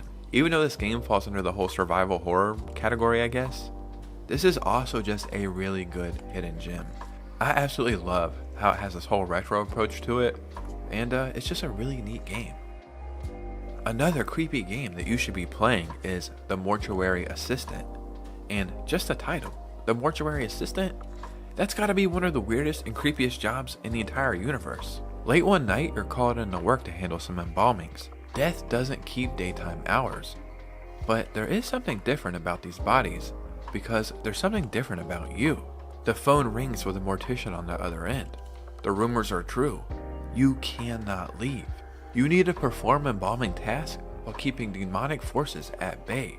You also need to practice occult rituals to identify demonic entities. And I mean, do I really need to say more? This is the definition of a creepy, weird, unsettling game. Now let's talk about a game called Mad Father. In this horror adventure game, play as 11-year-old girl Aya Dravis and uncover the secrets of a bizarre incident that befalls the Dravis residence, where mechanical experiments are conducted night after night. To arrive at the truth, you need to make use of chainsaws, knives, hammers, and even bottles of eyeballs to explore every inch of the terrifying Mad Mansion. At first, just maybe off the graphics or the art style, you're like, okay, you know, it's trying to be creepy, right? Like, they have this whole narrative, they're trying to be weird and spooky, but the art style maybe just don't fit that. That's where you would be wrong. This game will surprise you. Whenever I think of creepy and scary games on the Switch, one of the first ones that comes to mind is Alien Isolation. When she left Earth, Ellen Ripley promised her daughter she would return home to celebrate her 11th birthday. But she never made it. 15 years later, Amanda Ripley learns that the flight recorder from her mother's ship has been recovered. Then Amanda enters the space station to finally solve the mystery of her mother's disappearance, only to confront an unknown menace. Not only is this one of the creepiest and scariest games on the Switch, it's actually one of the best Switch ports of all time, and I can't believe it looks and runs as good as it does, and I'm not exaggerating. I have heard from multiple people in person that this game got so scary that they couldn't finish it. So if you're looking for something to play that's going to have you on the edge of your seat, look no further than this. So all 3 Bioshock games are on the Switch, and they're all remastered, and all 3 games are good. But when you're talking about like weird and creepy and unsettling and spooky, I think Bioshock 1 fits that perfectly, and I'm not sure if we'll ever have another game that makes you feel the way you do when you play through this game. Bioshock 3 is my favorite Bioshock game, but I can't lie, like that very first hour when you start playing Bioshock 1 for the very first time, and you're starting to see what everything is, and you're starting to explore, and you're getting into the setting, I don't think another game has ever made me feel that way. I truly felt like I was experiencing something very unsettling, something that I shouldn't be a part of, something that I shouldn't be experiencing. There's a million reasons why the Bioshock series is considered a masterpiece. Now let's talk about a game called World of Horror. The old gods are reawakening, clawing their way back into a world that's spiraling into madness. In hospitals, abandoned classrooms, quiet apartments, and dark forests, strange appearances and unexplainable phenomena test the sanity of the residents of Shiokawa, Japan. Is it chaotic retribution, or is it beings beyond our comprehension? The end of the world is near, and the only solution is to confront the terror reigning over the apocalypse. And I could be wrong, and I might be getting this game confused with another game, but I'm pretty sure all the art in this entire game was made on MS Paint. Do you know how hard that would be to try to make something like this? I wonder what would happen if I try to do a creepy drawing on MS Paint.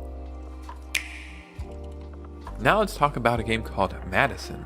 What would you do if you woke up locked in a dark room, with your hands covered in blood, your sister and mother massacred? Madison is an immersive and terrifying first-person psychological horror game, featuring disturbing gameplay and an unsettling and compelling narrative. With the help of a possessed instant camera, connect the human world with the beyond, solve puzzles, explore your surroundings, and most importantly, survive. Throughout your journey, you are haunted by Madison, the ghost of an evil murderer, who is forcing you to continue a gory ritual started decades ago, and to commit horrible acts. She wants you to finish her sinister ceremony. Do you have the strength to resist? So I mean, at this point in 2024, there's legit thousands of horror games, and they kind of all have their own gimmick or their own thing going for them, because you really do need to separate yourself from all the other horror games. I hate using the word gimmick, but the whole, I guess, camera mechanic in this game really does add to the adventure, so Madison is another must-play horror game. And the first game is Prince of Persia: The Lost Crown. I initially thought that this was going to be like a 2D remake or a 2D sequel to Immortals Phoenix Rising. Then they said Prince of Persia, and I really wasn't sure how this was going to work, right? I think it originally started as like a 2D platformer maybe, or maybe I'm mistaken, but a Prince of Persia Metroidvania? Could this work and would it be good? In my opinion, this is one of the best games we got on the Switch of all time. I could be wrong, but I think I read somewhere that the Nintendo Switch version is the most optimized version of this game, which is pretty incredible. So this was an amazing way to start off the year. Then we got Turnip Boy Robs a Bank. And you know, if you're a fan of my channel, that I absolutely adore Turnip Boy Commits Tax Evasion. So when they first announced this, I feel like I was the only person excited. I'm not saying that's true, but yeah, I was like, oh my god, my prayers have been answered. The first Turnip Boy game plays like an old school Zelda game, kind of. This one is more of like a roguelite, and you're just going and doing the same thing over and over. You're robbing a bank over and over, but every time you rob it, you get further in the bank and you can hire new people and get new abilities. This game did fly under the radar, but that is unfortunate. So if you get a chance, definitely check this one out. We also got Mario vs. Donkey Kong this year, and this one really surprised me. Not because it's a bad game, I think the game is fine, but it was probably the game I was expecting the least. This was the year of Mario.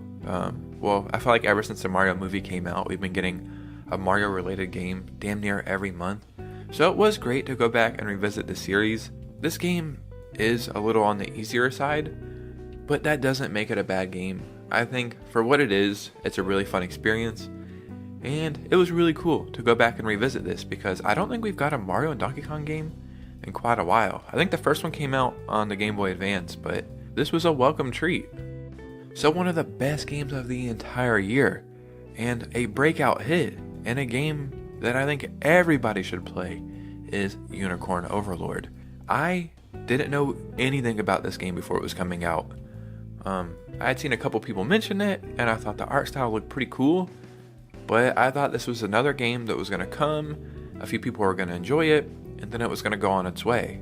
What ended up happening is this game came out, and it felt like it took over the gaming world, but for great reason. From the story, to the gameplay, to the graphics, to the music, this game really does have it all. Unicorn Overlord combines a timeless tactical RPG genre with overworld exploration and an innovative battle system for a unique epic fantasy experience in the iconic Vanillaware style. That's what they have wrote for the description, and I could not agree more.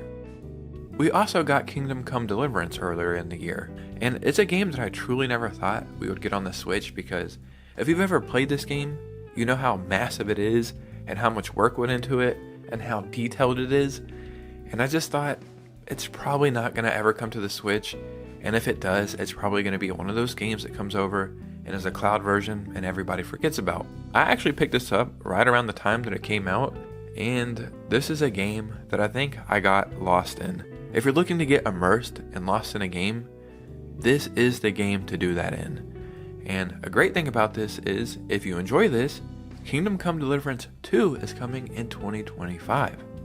So we also got a Princess Peach game this year, which sounds crazy. I thought this was the first Princess Peach game of all time, but I think someone said that there was another Princess Peach game. I'll admit I could look it up right now. I could do that, but I'm gonna leave that up to you guys. So if there was another Princess Peach game, let me know in the comments. This is another game that truly surprised me this year. Once I started playing this, I actually really enjoyed this. I liked how every time she changed her dress, it gave her a new ability, but not only did she get a new ability, the game kind of changed to that ability. I remember there was this one part where you're like baking cakes and stuff because she has this baking outfit. Then she has like a karate outfit on and it feels like a karate style game. So Princess Peach Showtime was another great Switch game we got in 2024. We also got Monster Hunter Stories this year. And I could be mistaken because I really didn't experience the 3DS that much. I actually got my first 3DS this year, which sucks, man, because I feel like there were so many games I didn't get to experience. And now it's like, I'll probably just wait for them to get ported over to the Switch. That being said, I think this game came from the 3DS. I'm not the biggest Monster Hunter fan. Monster Hunter Rise kind of changed my opinion on the Monster Hunter series. This is another Monster Hunter game that I think is very easy to pick up and play. I think this is a great entry point into the Monster Hunter series, and this game looks phenomenal. It feels like it came from the 3DS, but you can tell they did some upgrades for the Switch version. If you've ever wanted to get into the Monster Hunter series, I think this is a great starting point. Shin Megami Tensei 5 Vengeance also came out this year. I think in 2021 or 2022, we got Shin Megami Tensei 5. And when that game came out, people absolutely loved it. This is the same game, I think just with updated controls. Maybe they did some stuff to the graphics, and they added on new stories and new characters. So now this is a definitive way to play this game.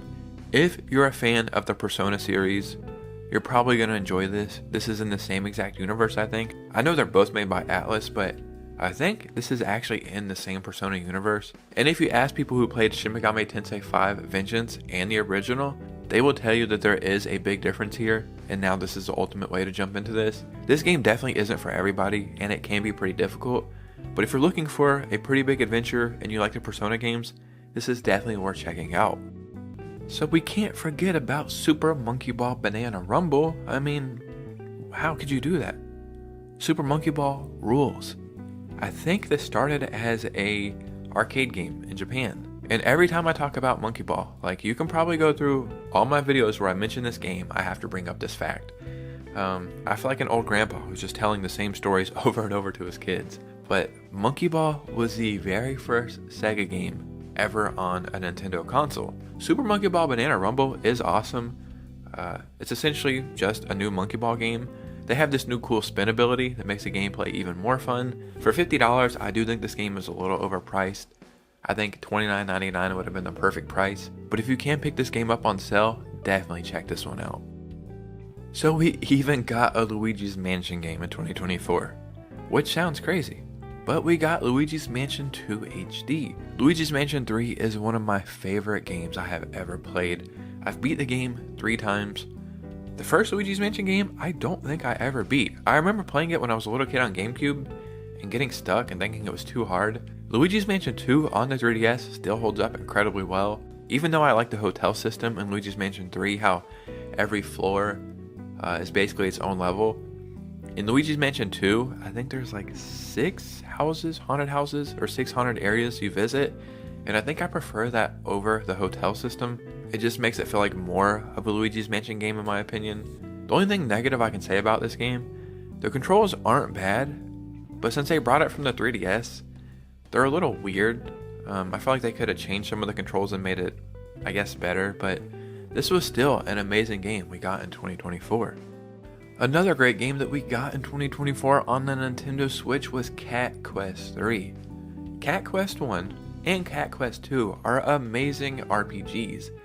They look like games that maybe children would play, and they are great entry-level RPGs. That being said, they are damn solid RPGs. A great thing about the Cat Quest games is they always go on eShop sales for like $3, $4, $5, something like that. So they're not that expensive. Cat Quest 3 is only fully priced at $20, but this is already going on eShop sales all the time. I think at the time of recording this video, it's on sale right now for $15. Everything that was good about the first 2 Cat Quest games, they just made better in Cat Quest 3, and I really do hope this is a series that we'll continue to get for as long as possible. So the first game we're talking about today is Pharmagia. At least that's how I think you pronounce it, but that's probably wrong. And if the art style of this game looks a little bit familiar, Hiro Mashima worked on this game, but they also worked on the anime Fairy Tail. I watched the first season of it, wasn't my thing, but I do like the way the characters look, and I think that translates really well into this game.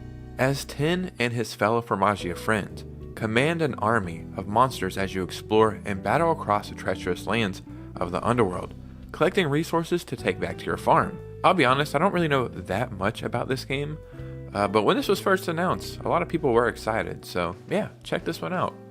Now let's talk about Metal Slug Tactics. Metal Slug Tactics offers a fresh perspective on the iconic battles of the Metal Slug series. Lead your squad to victory through strategic and superior firepower and a perfect blend of classic action and tactical depth. Unleash powerful special attacks and shape the outcome of each encounter. Accumulate experience after each battle to unlock new weapons or bonus perks to upgrade your team's firepower and tactical skills. Then assemble your team and rewrite the rules in this modern tribute to a cult classic. And essentially what it is is exactly what it sounds like. It's a Metal Slug game, but like a tactical battle game. So basically a Metal Slug version of Advanced Wars or something. And for some reason, I actually think this game might do really well, because I think this style of gameplay actually fits exactly what they're trying to do here, and this might be a surprise hit. So this is a game you definitely want to check out. So the biggest game coming out in November for the Nintendo Switch is Mario & Luigi Brothership. I believe the very first Mario & Luigi game came out all the way back on the Game Boy Advance, and since then there's been a pretty strong lineup. These are RPGs, but they are great entry-level RPGs, and this is actually one of my most anticipated games of this entire year. I'm sure you can point to better games that came out on the Switch this year, but for some reason, from the moment they announced this, I could not wait to play it. And a fun fact about this is they actually made this game in Unreal Engine. I really love the art style they went with here because it gives me that classic Mario & Luigi feel. So this is a game you're not going to want to miss. Metroid Prime Remastered is everything a remastered game should be, can be. This is the blueprint moving forward, one of the most beloved games that ever came out on the GameCube. The Metroid series itself is just an awesome series. What they did with this game is, it's beyond believable. I mean, it's more of a remake than a remastered. Just imagine that. A game that was on GameCube that was remastered on the Switch is now one of the best games on the Switch, period, of all time. This is an insane thing to say, but it is true. It's only $40 too, which is kind of weird for Nintendo. You know, every first party Nintendo game, it's $60. They said, you know what we're going to do? We're going to make one of the greatest Switch games of all time, and we're going to charge $40 for it. And that's exactly what they did, and this game is more than worth it. Let's just get it over with. Tears of the Kingdom, the greatest Zelda game of all time. Breath of the Wild, it was like, how can they top this? It almost seems like a demo for Tears of the Kingdom. Tears of the Kingdom is phenomenal. I have been playing this game, and it's funny, you can go on your Switch and you can look like to see how much time you've played a game.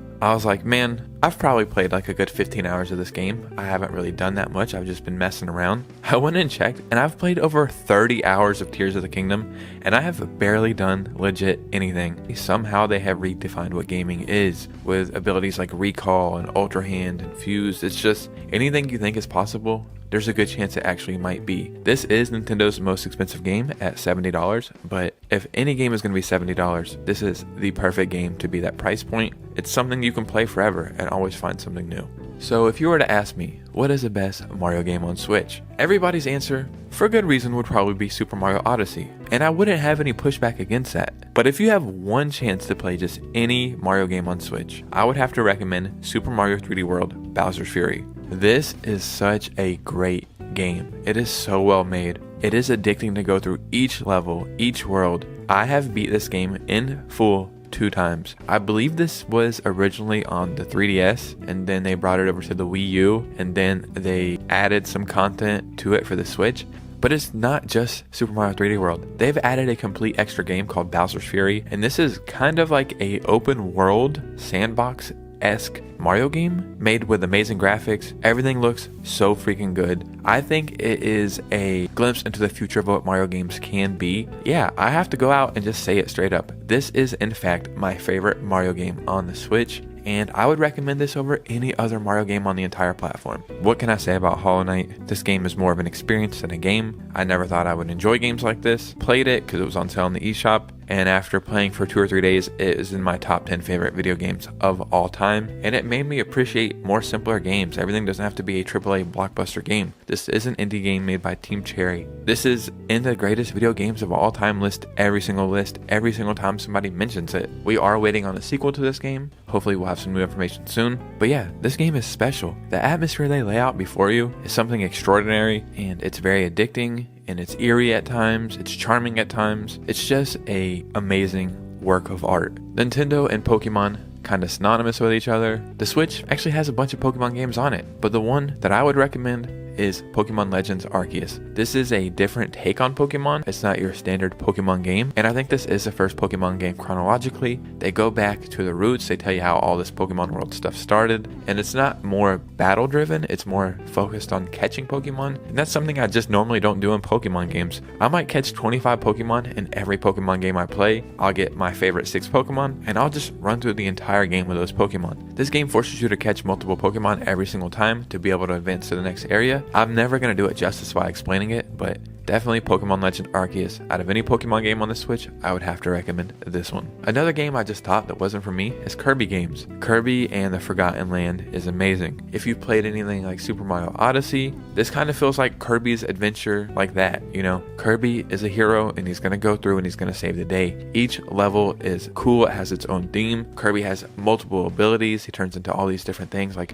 a warrior Kirby, a Kirby with a sword, Kirby with fire. This was one of my favorite freaking games I played on the Switch, period. Like I said, I didn't think I was going to enjoy it. I got it. I could not put it down. I beat this thing in like a week. And yeah, now that I'm thinking about it, if I'm ever bored, this is a game I will definitely pick up again and rebeat. And just off the strength of this game alone, it made me a Kirby fan. The Switch is full of RPGs, JRPGs, whatever. There's tons to choose from. Persona 3, 4, and 5. These are the games that I would recommend. The Persona series is a beloved series, and it just was weird them not being on the Switch. They made perfect sense for the Switch. Now, Persona 3 and 4 I believe come as a package, and Persona 5 is its own standalone game. But any of these games are going to do you justice. They are JRPGs done perfect. There's a reason why they're held in so high regard. This is another thing I don't think I can really explain it to you or sell it to you. If you know what they are, then you're immediately gonna say, yeah, I need to play these games. Just take my recommendation. If you want some JRPG action, pick up any version of these games. You're going to have a great time playing them, and I think they just fit on the Switch so well. Having the conversation, what is the best looking Switch game? There's a couple options out there. The one that I'm willing to put up every single time in any argument is Luigi's Mansion 3. This game is amazing. It is so fun. It is so different. Luigi is one of my favorite Mario characters because he's an underdog, right? He's the guy you just root for. And in Luigi's Mansion, it's his job to finally save everybody. And not just the gameplay and story for which this game is awesome for. It's the graphics. This game is just beautiful and it's so well designed and made. Now, if you take it a step further and you have a Switch OLED, I would argue it's like almost too impressive. I played Luigi's Mansion 3 when I had my OG Switch, enjoyed it, thought it looked amazing. I got a Switch OLED and I was like, man, the first game that I want to play on my Switch OLED is Luigi's Mansion 3. And that's exactly what I did, and it was so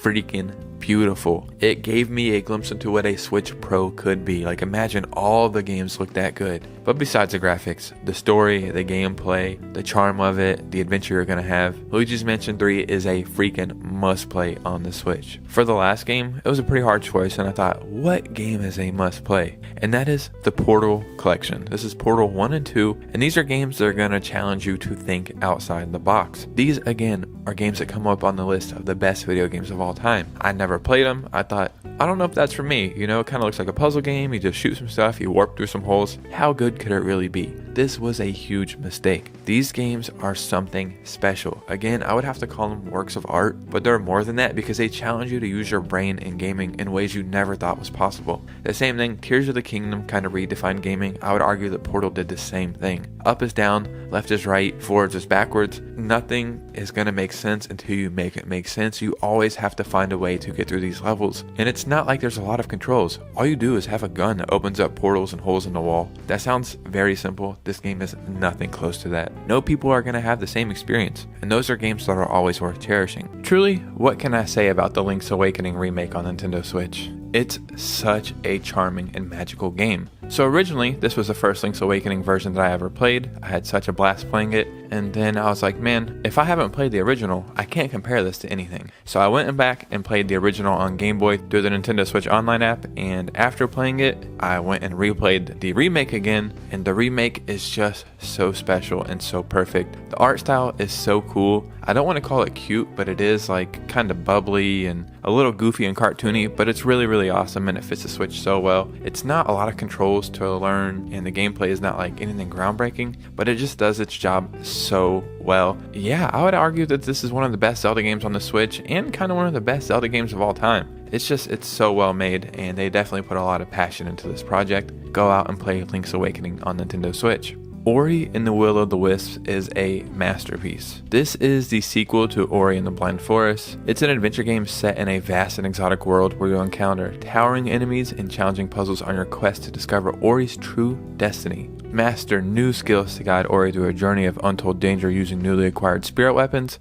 spells, and attacks. Utilize an all-new shard system to power up Ori's newfound abilities. Face larger-than-life bosses and seek help from an expansive cast of new characters who will help you uncover Ori's mysterious fate. I don't want to sound like a broken record here, But this game it's an experience. Like it's more than a game. When you play it, you feel like you're being a part of something. The world is just so beautiful. The atmosphere and the ambiance that is set out before you is next to none. And it got me into games that I didn't think I would enjoy. Stuff like this and Hollow Knight, I just thought they weren't for me. And after playing them both, I felt like I did myself a huge disservice because these games are so freaking awesome. This game specifically, I think, fits the handheld playing on the Switch so well. And it really enhances your playing experience. And yeah, there's a reason why Ori games always show up on the best games of all time list, because they're just so special. What other games out there can you make your friends mad? And the more mad you make them, the more you enjoy yourself. I'm talking about Super Smash Bros. Ultimate. It's kind of hard for me to explain this in a more in-depth, complex way. You're just some of your favorite IPs of all time, battling it out, beating the crap out of each other. And is there anything really better than that? Imagine having Pikachu beat up Mario, Luigi beat up Pac-Man, Donkey Kong beating up Link or Zelda. It's exactly what you want it to be. Ever since Nintendo 64, this game has continued to improve itself. And yeah, the cast is bigger than ever. The levels are awesome. I think Smash has become a cultural event. It has its spot in pop culture, and there's e-tournaments now, and it's just so cool to see how far it's came from the Nintendo 64. If you just need some kind of multiplayer game, couch co-op game to play on the Switch, this is 100% the definitive game that I would recommend. So the Switch is full of Zelda games. Obviously, I want you to play those. Maybe you've beat them all like me, and you're needing something more. This is the problem I found myself after beating Breath of the Wild. I needed something to just kind of fill that void, and Immortals Phoenix Rising did that and more. Yes, okay, you're gonna say, this just looks like a Zelda clone, a Breath of the Wild clone. I won't push back against that, but if you're just saying that's all this game is, that is a huge disservice, and this game is so much more than that. It does take a lot of inspiration from that, but it's such its own game that I would recommend it to anybody, Zelda fan or not. It tackles Greek mythology, and it's so cool. The voice acting is really good. The open world they've set out before you is so fun to explore. The enemies are fun to fight. You have all these cool abilities and powers. And I've actually learned a lot about Greek mythology just by playing this game. It's made by Ubisoft, and they do have like a battle pass system, but I never bought that. You don't have to play that. This is a game that I hope continues to get support. I know that they're done supporting this game. I would truly love to see a sequel to this one day. The cool thing about this game is every other eShop sale, it routinely goes on sale for like $15 or less, and you're gonna get like at least 50-40 hours of gameplay, and you're gonna have fun. Yeah, if you were on the fence about buying this, buy it. If you've never heard about this, buy it. It seems like everybody's having their open world adventure. This is the time of open world games, and Sonic did the same thing. Sonic Frontiers. You know what's cool is when you think a game's gonna do decent and then it exceeds your expectations. That's kind of what Sonic Frontiers did to everybody, and it lets you know it's possible for the future. The music in this game is really cool. Everybody's like, oh, this is Sonic Breath of the Wild. I guess any game that's open world and has grass all around is immediately compared to Breath of the Wild now. This is an open world Sonic game. I was curious, how is this gonna work? And it was awesome. It was really fast paced and fun to explore and fun to use Sonic in this new setting. I do enjoy 2D Sonic more, but maybe it's more nostalgia than anything. But I think this is a great precursor for what Sonic can be in the future. Like I said, I thought this game was not going to do as great as it did. I thought it was going to be kind of underwhelming, and I thought the graphics weren't going to hold up on the Switch. But it turns out I was wrong about all that. I mean, it's Sonic, and it's open world, and there's action, and there's rock music. What else do I need to tell you to play this freaking game? Get out there and play Sonic Frontiers. One of the most iconic games of all time is Wii Sports. And I was curious, where the hell is Nintendo Switch Sports? Well, it eventually came, and I kind of feel like it was swept under the rug. This game is pretty awesome. It's not anything groundbreaking, but it is exactly what you think it is. It's an updated version of Wii Sports with new games on a new platform, and it's a lot of fun. I kind of feel like it was hindered by coming out so late on the Switch. I feel like this should have been easily in the first year, or even a launch title for the Switch. It would have done way better. Don't let it deter you that maybe not everybody's talking about it. When you look up the sales, this game actually sells incredibly well, and for good reason. Another game that I think is a must-play is Fire Emblem Engage. In a war against the Fell Dragon, 4 kingdoms work together with heroes from other worlds to seal away this great evil. 1,000 years later, the seal was weakened, and the Fell Dragon is about to reawaken. As a divine dragon, use rich strategies and robust customization to meet your destiny, to collect 12 emblem rings and bring back the peace. Yeah, sometimes it's fun to just sink a million hours into a game, and an RPG is going to do that every single time for you. Fire Emblem Engage looks great, it plays great, the world is beautiful, and a really cool thing about this game is they are still supporting this game now. So far, I don't know if they're releasing more, but they have released 4 different DLC waves to enhance the story with new items and new accessories, new characters, and even new stories and class types, and that's really awesome. I think Fire Emblem is a really great series to get into. Maybe you don't want to go back and play anything else. Well, lucky for you, this one just came out this year, and this one is going to do the job for everybody. Now, my favorite RPG may be something a little unorthodox. I'm a huge South Park fan. I don't know if you can see, but if you look behind me over there, there's a bunch of South Park plushies. I love South Park, and South Park The Stick of Truth is one of my favorite games of all time. Not even that, it's one of my favorite RPGs of all time. You get to create your own South Park character, something we've all wanted to do, be a person that lives in South Park through the shows, and in this game, you get to go out and set off on an awesome adventure. It's an RPG, but it actually is such a good RPG, besides the point of it being a South Park game. It is so fun. You get to explore the entire town of South Park,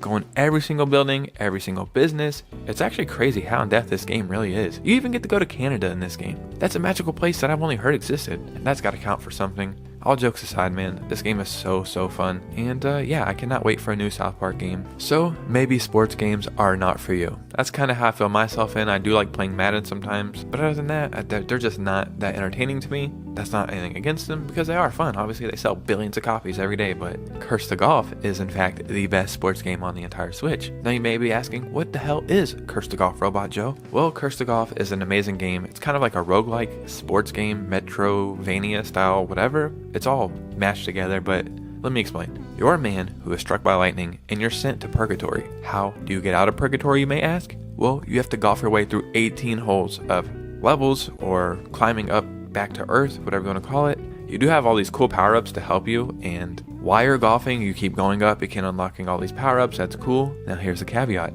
Say you're on hole 9 and you lose. Do you get to do hole 9 over? Well, no, you don't. You have to go all the way back to the beginning. That may sound repetitive to you. It's not, because you'll never play the same thing twice. It's all like, I forgot what it's called, like AI generated or something, but the courses always refresh into something new. So you play 15 holes, you die, you go back to hole 1, you're going to play those same 15 holes again, but it's going to be new courses each time. So you're never playing the same course twice. There's all these like weird things that happen, and it's so freaking fun. And if I'm making a confession here, I've actually never beat this. I've got the whole 17 like 30 times, and I've always got knocked back to 0 because it gets so freaking hard. This is another game that kind of went under everybody's radar, and I'm here to tell you guys, that's a huge mistake. This is such a freaking fun game. I think it's like $20, very fair priced. Check it out. Where the hell is a new Donkey Kong game? We don't have one. Donkey Kong, I feel like it's around the corner, especially with Donkey Kong being such a important role in the Mario movie. But we do have Donkey Kong Country Freeze, which is a port of a Wii U game, just with some added content. I think they only added like Funky Kong or something. That being said, this game is so freaking good. It's so fun. People may be saying, yeah, it's just Donkey Kong. That's true. But the way they had designed the levels and the music and the graphics and the gameplay, it is just such a really fun time. Donkey Kong needs more respect. That's just how I feel. You gotta remember, this is where Mario even came from, the OG Donkey Kong game. But now Mario's the big shot out here. It's not sitting right with me. Just talking about this right now, I have not played this game since I first got my Switch, and I think when I have some free time, I'm gonna go back and replay this because it is so fun. And maybe if we show enough interest in this game, Nintendo will make a new Donkey Kong game. We can only hope. Fingers crossed. Oceanhorn 2, Knights of the Lost Realm, set 1,000 years before the events of the first chapter, takes you on a magical journey across the vast world of Gaia, brimming with mythology and lore. A young knight faces an impossible challenge, as Warlock Mesbreth has returned with a dark army. Immediately you're gonna say, is this game inspired by Zelda? And it clearly is. I was looking for something Zelda related between Zelda games, and this game popped up. I believe it was actually originally made by Apple. Even though it's heavily inspired by Zelda, this game is actually pretty good. It's a very solid game. I think it's definitely worth giving a try for anybody a Zelda fan or not. I'm here to tell you, it's definitely worth it. Sometimes we just want to be naughty, right? Sometimes we just want to commit a little tax evasion. Let me explain. I'm talking about Turnip Boy Commits Tax Evasion. Take control of an adorable turnip who happens to be an absolute menace to society. After failing to pay taxes and getting evicted from your home, you must go on an epic quest to pay back your massive debt to Mayor Onion. Garden tools to solve fantastic puzzles, meet eccentric vegetables and fruits, and take on treacherous fights. Along the journey, uncover what's spoiling this garden community and rise to tear down this corrupt vegetable government. Just off that description alone, if this game does not want to make you play it, then I don't even know who the hell you really are. I know the game sounds goofy and the title's even crazier. This game is seriously freaking awesome, and it is routinely on sale on the eShop. What about a game that's not on sale, but still on sale? I'm talking about a game that's always cheap, but is somehow still pretty good. I'm talking about Tori 3D and Tori 2. These are two games that are both full priced at $1. They're both fast-paced platformers, and they're actually really fun. The gameplay is actually super solid. I can't really explain it more than it's a platformer, but the graphics are good. They even have some cutscenes, I think, in Tori 2. What else are you gonna get that's $1? That's a full game. This is not a game that's on sale. Pick these games up. They're definitely going to do the trick. And every now and then, I'm looking for something to play just to fill some time. They do the job every single time. Now, let's talk about a full-fledged, badass game. Katana Zero puts you in control of a nameless samurai assassin with the power to manipulate time and see into the future in an extremely clever way. Every level is built around you planning your assassination. So instead of your character dying, you're told, no, that won't work. Then you'll rewind back and start, giving you a chance to find the actual solution that doesn't end in your death. Every level will end with a security camera recording of what actually happened. This game is beautiful. It's fast-paced. I never heard of this game until I was researching to make this video, and I feel like I was missing out. This is definitely something I'm going to be playing immediately after making this video. I want to talk about a new game, and I know it's hard to say a new game is actually a hidden gem, but this game kinda came and went, so I'm going to include it on this list. In Have a Nice Death, you will play as Death, the founder and CEO of Death Incorporated, a sprawling corporate empire that processes souls for the afterlife, who is currently finding himself teetering on the edge of a burnout. His top executives, the Sorrow, have been running rampant on the Earth's surface, blatantly ignoring company protocols, leaving him buried in an underworld-sized mountain of paperwork. Now, in order to regain control of his company and supply chain, as well as a secure much-needed vacation, he will need to traverse the various departments of Death Incorporated and remind his unruly subordinates who's boss. As soon as I seen this game being announced, I just loved the art style immediately. I was like, whoa, is that something like Hollow Knight? And it turns out it's not. It's more of a roguelike game. It's actually really freaking cool. If you're not into roguelike games, you may not enjoy this. Even if you're not, I would still say give this game a chance. This is a very, very well polished take on this genre. And yeah, definitely play it. So, what's better than robots, right? I'm Robot Joe. What's better than that? Maybe a cat and a robot? I'm talking about Gato Roboto. This art style is everything to me. Pounce inside of your cozy armored mech and set off on a dangerous trek through an alien underworld full of irritable creatures and treacherous obstacles in a valiant effort to save your stranded captain and his crashed spaceship. Tiptoe outside the friendly confines of your technological marvel and follow your feline instincts through the tight tunnels and mysterious waterways to scavenge for new weapons and gears. Adventure awaits the most curious of cats in Gato Roboto. It's black and white, very simple graphics, so everything you're gonna get is strictly relying on the gameplay. And I'm here to tell you that does its freaking job. This is strictly just a great freaking game. Definitely check out Gato Roboto. So, I just got back from vacation, and I'm here to tell you, I hate freaking traveling. I like being somewhere, but I truly despise going in airports and on airplanes and baggage claim, and just, I hate traveling. I wish there was a game that could do that for me. Or is there? The Tourist is a game where you just kind of play as a tourist. You're arriving at the Monument Islands. Do you want to go swimming? Or would you rather take a dive into the deep sea? Or do you want to visit an amusement arcade, do some shopping, dance at the beach party? Do you fancy some surfing? Or will you talk with a strange old tourist and listen what he has to say about these ancient mysterious monuments? On the surface level, you truly think this is just a game where you just walk around and can do kind of any activity, which in itself is pretty cool. You go play some games at the arcade, like they said, or go dive and swim around the ocean. Just that, it is a very cool exploration game. But it turns out there's actually some mystery to unravel here. And a side note about this game, this is one of the few games on the Switch that actually run at 60 FPS. I know that sounds crazy, it looks and runs phenomenal, so definitely check it out, The Tourist. So I'm a sucker for playing very cheap games, $1, $2, $3. I just have fun buying them and trying them, and every now and then you come across a true hidden gem. Apple Knight was just that for me. It's a beautiful action platformer RPG. You get to fight wizards, defeat bosses, use traps and magic, and you can upgrade your armor, pets, weapons, and abilities. There are secret areas in every single level. The gameplay is so freaking smooth and fast-paced and tight. I was addicted to this game. Truly, I was. I think this game is $10 normally, but every single eShop sale that there is, it's always on sale for $2.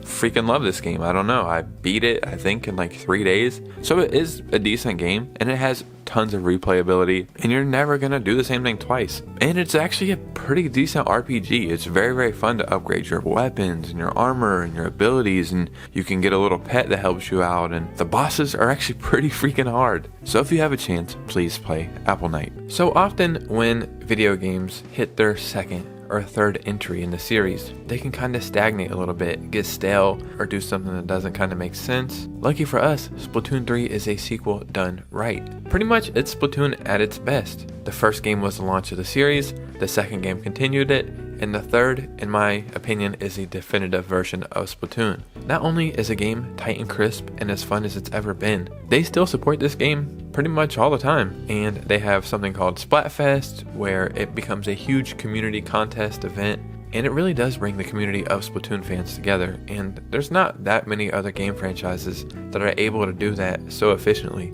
It's just such a cool concept. Who can paint the level the most? It's cool. So I never played Skyward Sword on the Wii, and I know it was very up in the air. You either loved it, you hated it, there's kind of no in between. Me myself, Zelda's my favorite franchise, so when Skyward Sword HD Remake headed over to the Switch, I knew I had to play it. It turns out, I think it might be one of the best Zelda games of all time. This is where Zelda begins chronologically. This is the first storyline of the Zelda games, and it's awesome to see Link and Zelda interact for the first time. And I think the setting of being up in the sky is such a unique thing. And also, I'm a big sucker for the traditional Zelda dungeons and areas like that. It's crazy because now I feel like I never have time to play games because there's just so much stuff out and I haven't even beat Tears of the Kingdom yet. But this is a game that I want to replay whenever I do have the time because I think it's worth diving in and learning all the lore. The gameplay's fun. I think the motion controls work really well on the Switch, but it's cool to have the option to not play with them on the Switch, and that's kind of how I played, and it's just a lot of fun.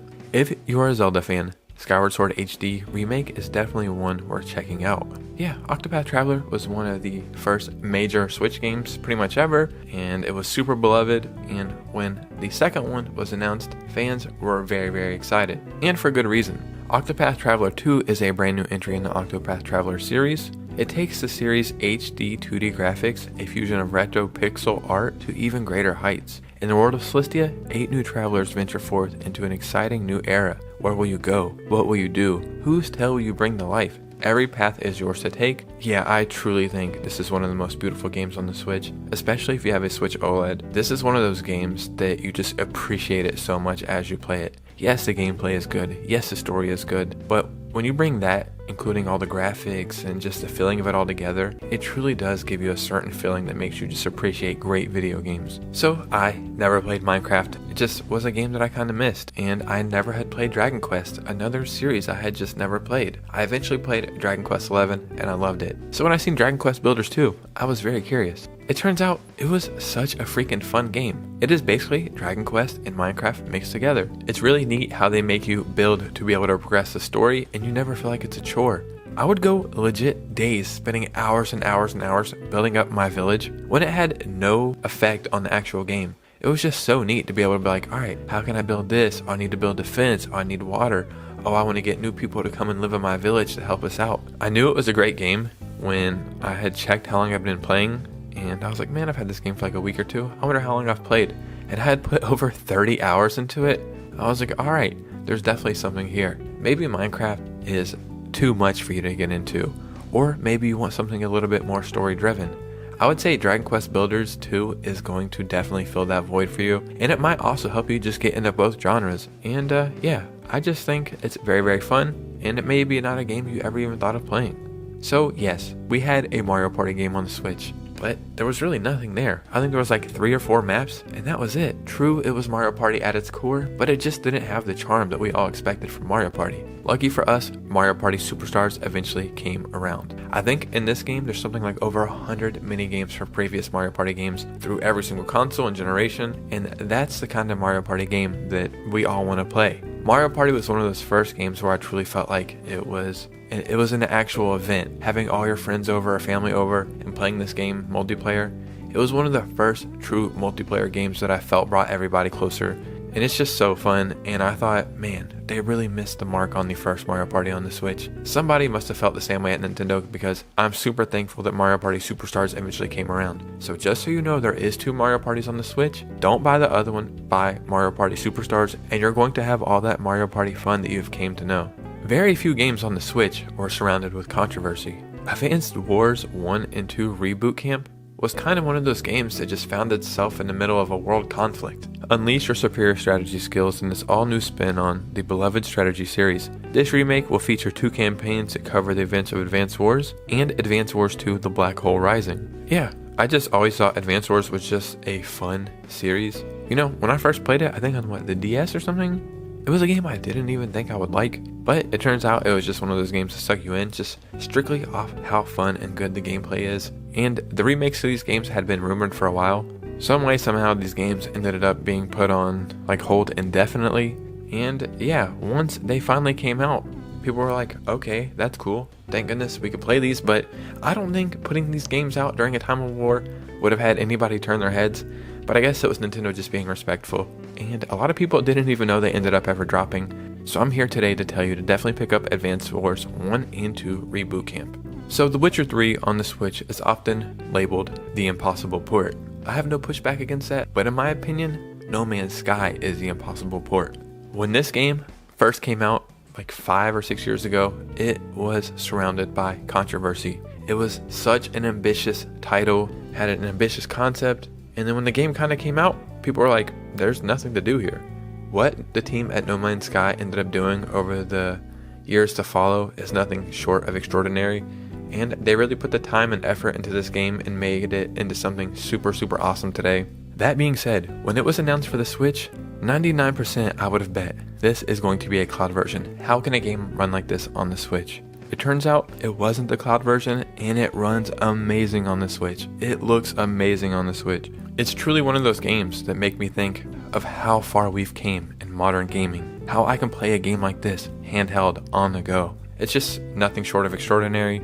And again, you may not have thought this is going to run well on the Switch, or you may have been on the fence about it. I'm here to tell you that No Man's Sky, in my opinion, is the impossible port, and it's definitely a game worth checking out. So one of the games that came out in the past year, I think, that really had me intrigued was a game called Sifu.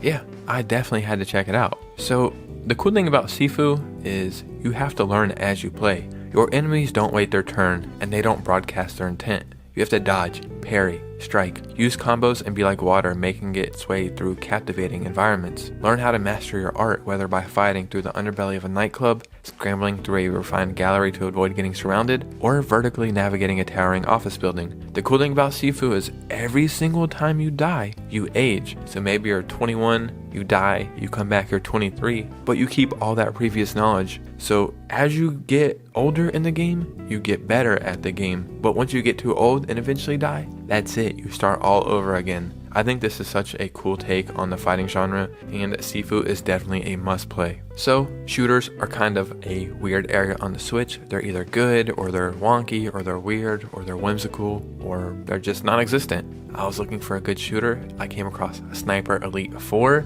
and it turned out to be one of my favorite playing experiences on the Switch ever. It has super exaggerated sniper shots. It's cool. You get to go through Italy during World War II and complete missions. You can shoot long sniper shots across the entire map, or you can sneak up on people and do a stealth kill. You can just use your pistols and come blasting through. Yeah, this is one of those games I've never heard anybody talk about on the Switch. That's kind of not cool, because these games are so freaking fun.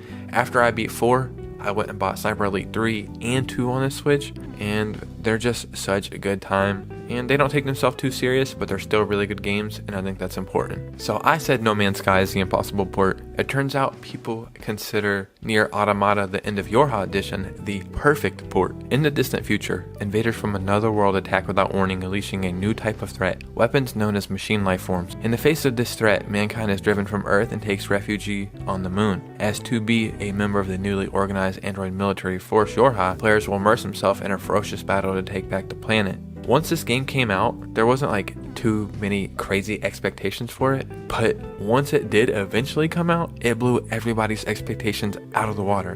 It was so good. I think this was one of the highest rated games last year when it came out. Every single aspect of this game, to the gameplay, to the graphics, to the music, it's just perfect, and it found a new home on the Switch. In some way, somehow, like I said, became one of the best games, period, on the Switch. So this is definitely a game that you guys need to check out. I mean, what do I say about Xenoblade Chronicles 3? Forge your own path across a stunning sci-fi landscape brimming with discoveries. Scour the world to find new locations, items, treasures, and unique monsters. Along your journey, you may even notice a few familiar sights. I don't know. I would probably say Xenoblade Chronicles 3 is the pinnacle of Xenoblade. I know a lot of people like the second one, but I would say the third one is a definitive one that I would recommend for the Switch. So another game people have been asking, where the hell is Super Mario Odyssey? Guys, don't worry, it's on this list. It is in fact the greatest Mario game ever created. It is not my favorite Mario game, but it is the greatest one, and I can't deny that. What they did with Super Mario Odyssey is took it up to another level. Some way, somehow, it feels like every previous Mario game mashed into one, but on a whole new level. It truly is Mario's greatest adventure.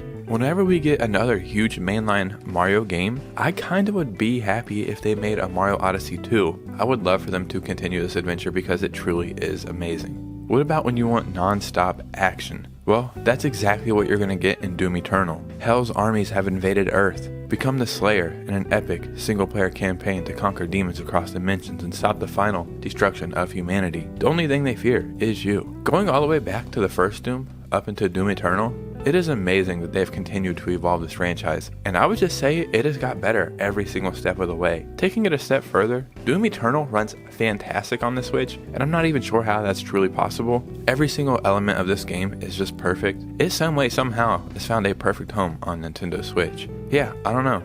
If you've never played it, this is a must play on the Switch. Doom Eternal, definitely check it out. So I have a game here that you may think I'm kidding about, but I truly am not. Super Monkey Ball Mania Banana Blitz HD, one of my favorite playing experiences on the Switch. It feels like it's always been at the Switch, like it was made for the Switch.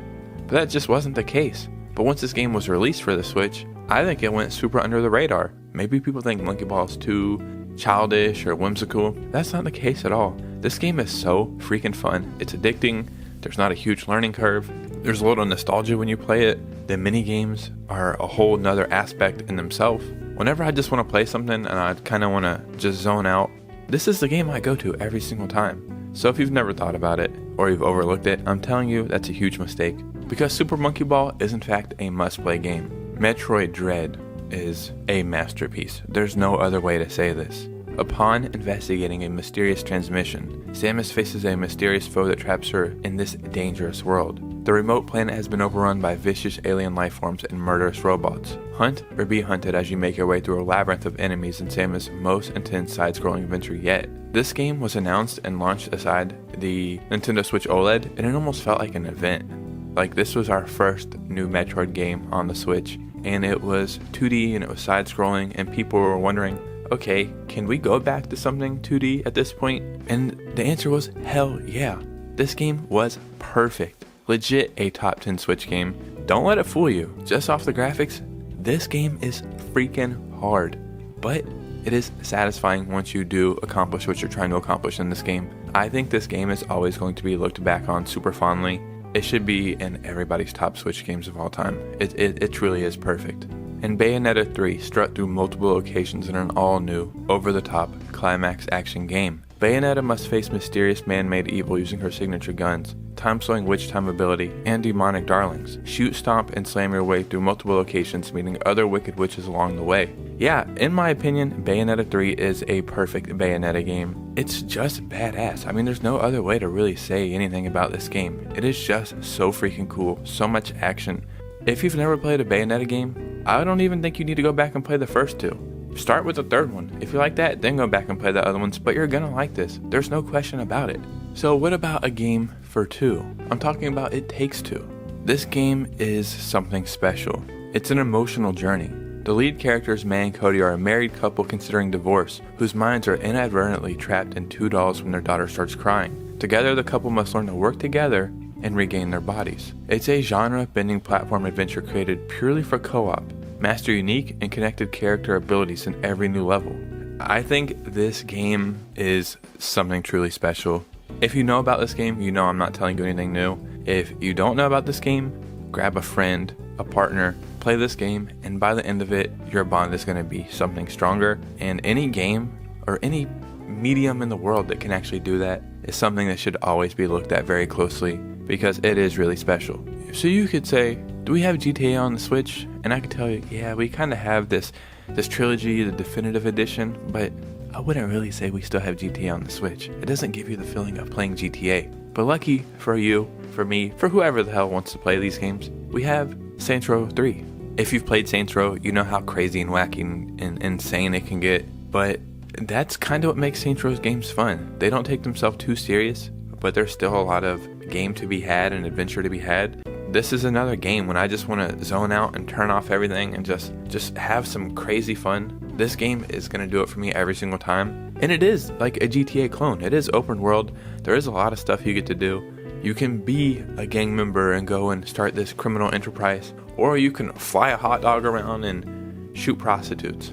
I mean, either one sounds fine, right? And the cool thing about this is it's always on sale in the eShop for like $5 or $6, and that comes with all the DLC. So a game that never made an appearance in America until it got to the Nintendo Switch was Live Alive. I believe this was a Super Nintendo game in Japan only, but yeah, it finally got a remastered remake, and it's beautiful. The gameplay is amazing. The story is just next to none. You get to take on like 6 or 8 people, I can't remember, but each person basically has their own game. So you'll be like this cowboy guy, and you'll go into like a whole Western world and do that storyline. Then you'll pick up like this guy in Imperial China or something, and you'll play his life and his storyline. And each one is perfect. Each one is a masterpiece.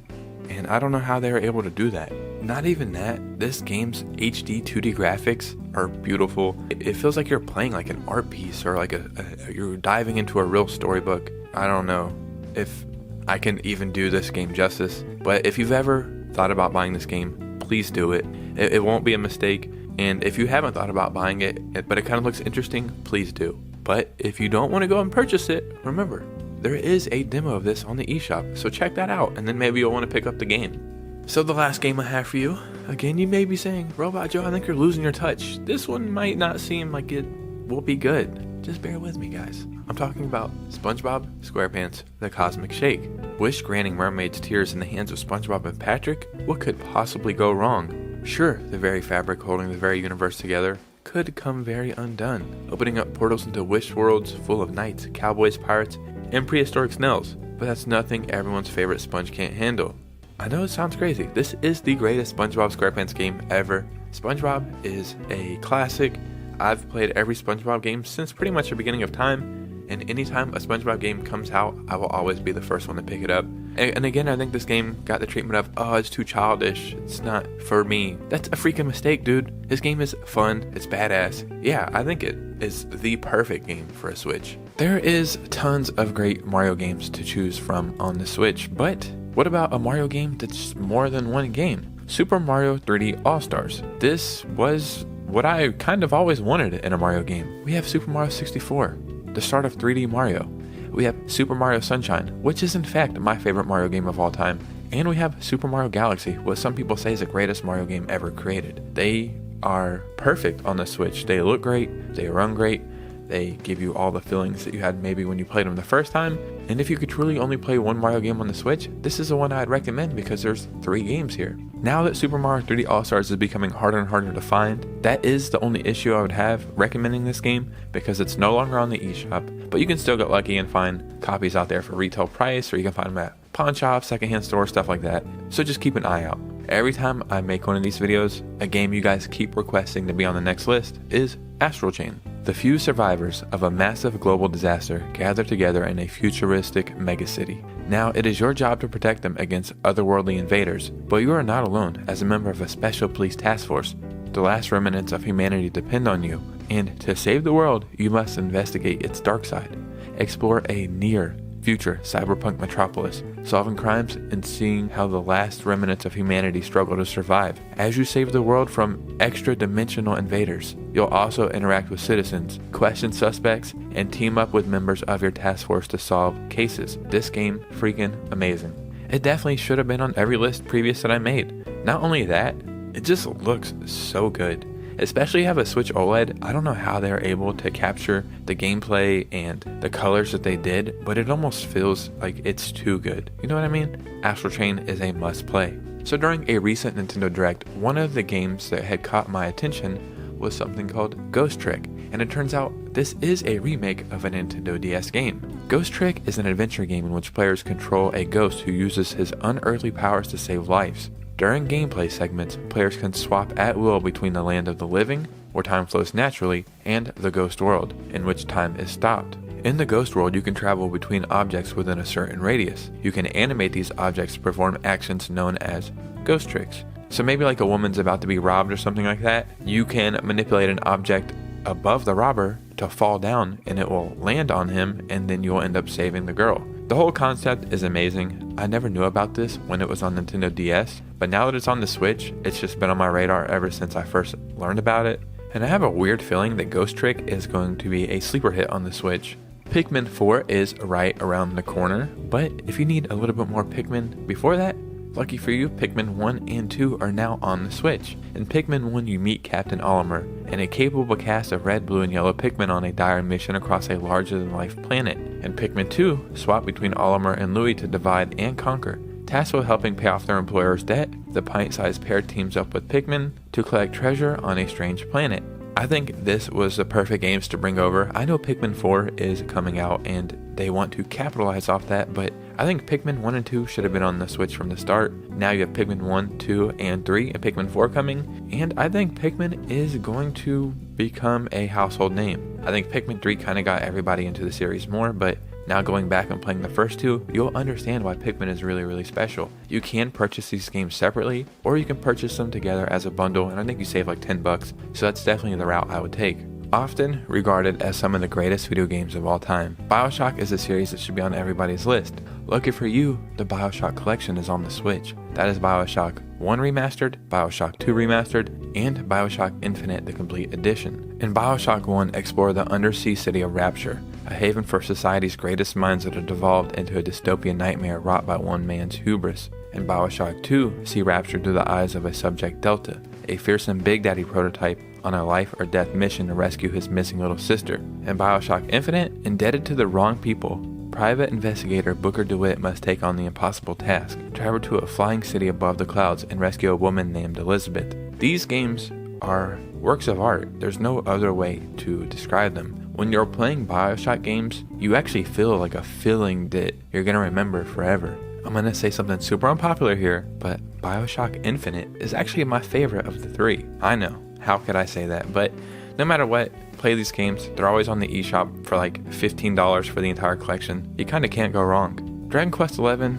S is pretty much the best RPG in my opinion. You are the Luminary, the hunted hero who will protect the land from destruction. With a ragtag band of adventurers, you'll engage in well-balanced, turn-based battles and embark on quests across the kingdom, forge gear, develop party member skills, and alter their outfits without changing gear in this edition of the game. This version also lets you ride and attack with monsters on the field to earn experience points. It's funny, I would go to like GameStop or my local game store and I would say, hey man, recommend me a Switch game, these are the games I've played. And everybody would always recommend Dragon Quest XI, and I would just be like, I don't think it's for me. Once I finally got around to picking it up, I'm not exaggerating, I think I put down like 15 hours of this game in the first weekend alone. I absolutely loved it. I loved the story.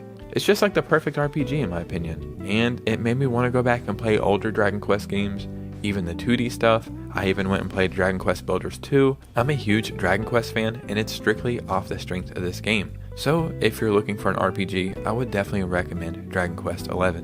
One of the coolest and weirdest and most special games I would say in the past couple years, in my opinion, would have to be Cuphead. Cuphead is a classic run and gun action game heavily focused on boss battles. Inspired by cartoons of the 1930s, the visuals and audio are painstakingly created by the same techniques of that era.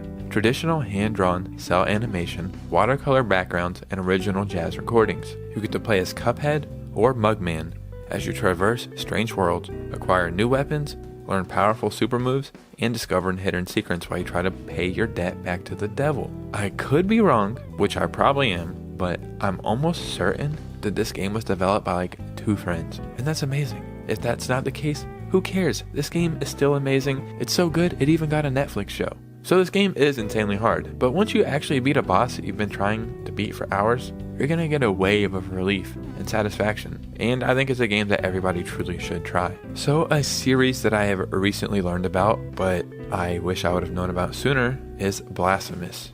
A curse has fallen upon the land and all its inhabitants. It's simply known as the Miracle. You are a sole survivor of the massacre of the Silent Sorrow, trapped in an endless cycle of death and rebirth. It's down to you to free this world from this terrible fate and reach the origin of your anguish. Explore this nightmarish world of twisted religion and discover its many secrets hidden deep inside. Use devastating combos and brutal executions to smite the hordes of grotesque monsters and titanic bosses who are all ready to rip your limbs off. I'm not sure what it is about this style of game. Yes, it kind of gives me nostalgic feelings, but it's just badass. I really don't know how else to say it. Another cool thing about Blasphemous games is they're usually always on sale. I think this is legit on sale on the eShop right now, but they're just worth even picking up at full price. I don't know. I'm a huge fan of the art style. I'm a huge fan of like the gameplay and the story and just everything that this game pretty much is. And this is a game I never see come up on like the top Switch games list, so I definitely wanted to add it here. And it's definitely something I think everybody should check out.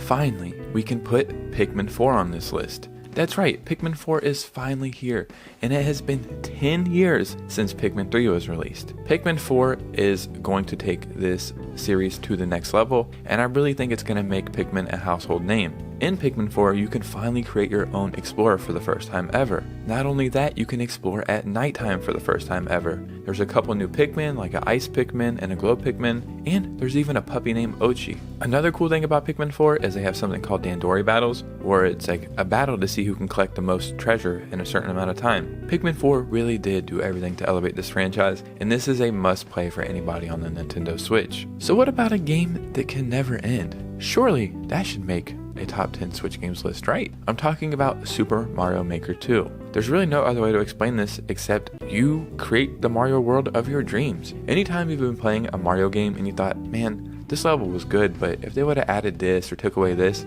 it would have been a lot better. Well, that power is now in your hands. Super Mario Maker 2 does also have a story mode that's actually pretty good as well, but we know we're all here to make our own Mario courses. And a cool thing about this is you can share your courses with people online and play other people's courses, and I gotta tell you, it gets pretty intense and pretty insane. Some of the levels people have made in Super Mario Maker 2 are nothing short of works of art. Anybody who's ever played a Mario game has kind of dreamed of making their own level, and now that's your reality. In theory, you could really play this game forever. It could never end, and that has to count for something. So a game on this list that I recently picked up myself is LA Noir. LA Noir is a dark and violent crime thriller set against the backdrop of 1940s Los Angeles. Amid the post-war boom of Hollywood's golden age, Cole Phelps, a LAPD detective, is thrown headfirst into a city drowning in its own success. Corruption is rampant, the drug trade is exploding, and murder rates are at an all-time high. In his fight to climb the ranks and do what's right, Phelps must unravel the truth behind a string of arson attacks, racketeering, conspiracies, and brutal murders, battling the LA underworld, and even members of his own department to uncover a secret that could shake the city to its rotten core. Yeah, this game has been on my radar for like 5 years, and I finally got around to picking it up, and it truly is an amazing game. This game is made by Rockstar, and you know they don't ever take any shortcuts in making a game. It's kind of crazy. You really feel like you have to figure out what's really going on, and you have to watch people's body language, and you kind of really do feel like a detective, and I think it fits perfectly on the Switch. It's kind of shaking up like the kid-friendly stuff, because this game can get pretty dark, but I do recommend it to anybody who is a fan of stuff like this. Now it seems like a new Assassin's Creed game comes out every year, and there's a lot of Assassin's Creed games to choose from, but if you've never played, the one that I would recommend, Assassin's Creed the Ezio Collection. In Assassin's Creed the Ezio Collection, you get all games and DLC from Assassin's Creed 2, Assassin's Creed Brotherhood, and Assassin's Creed Revelations, as well as 2 short films. You get to live the complete saga of a master assassin, learn the ways of the assassins and seek vengeance for the betrayal of your family, journey through 15th century Renaissance Italy and become the most legendary leader of the Brotherhood, then embark on a final quest of discovery as you learn the truth about the Creed. All these games are actually pretty old, but they actually hold up insanely well. I'm a huge fan of the Renaissance era, and I love old history stuff, and this game just did all that for me and more. Be an assassin. I mean, you can do all this without getting in trouble. What else do I need to tell you?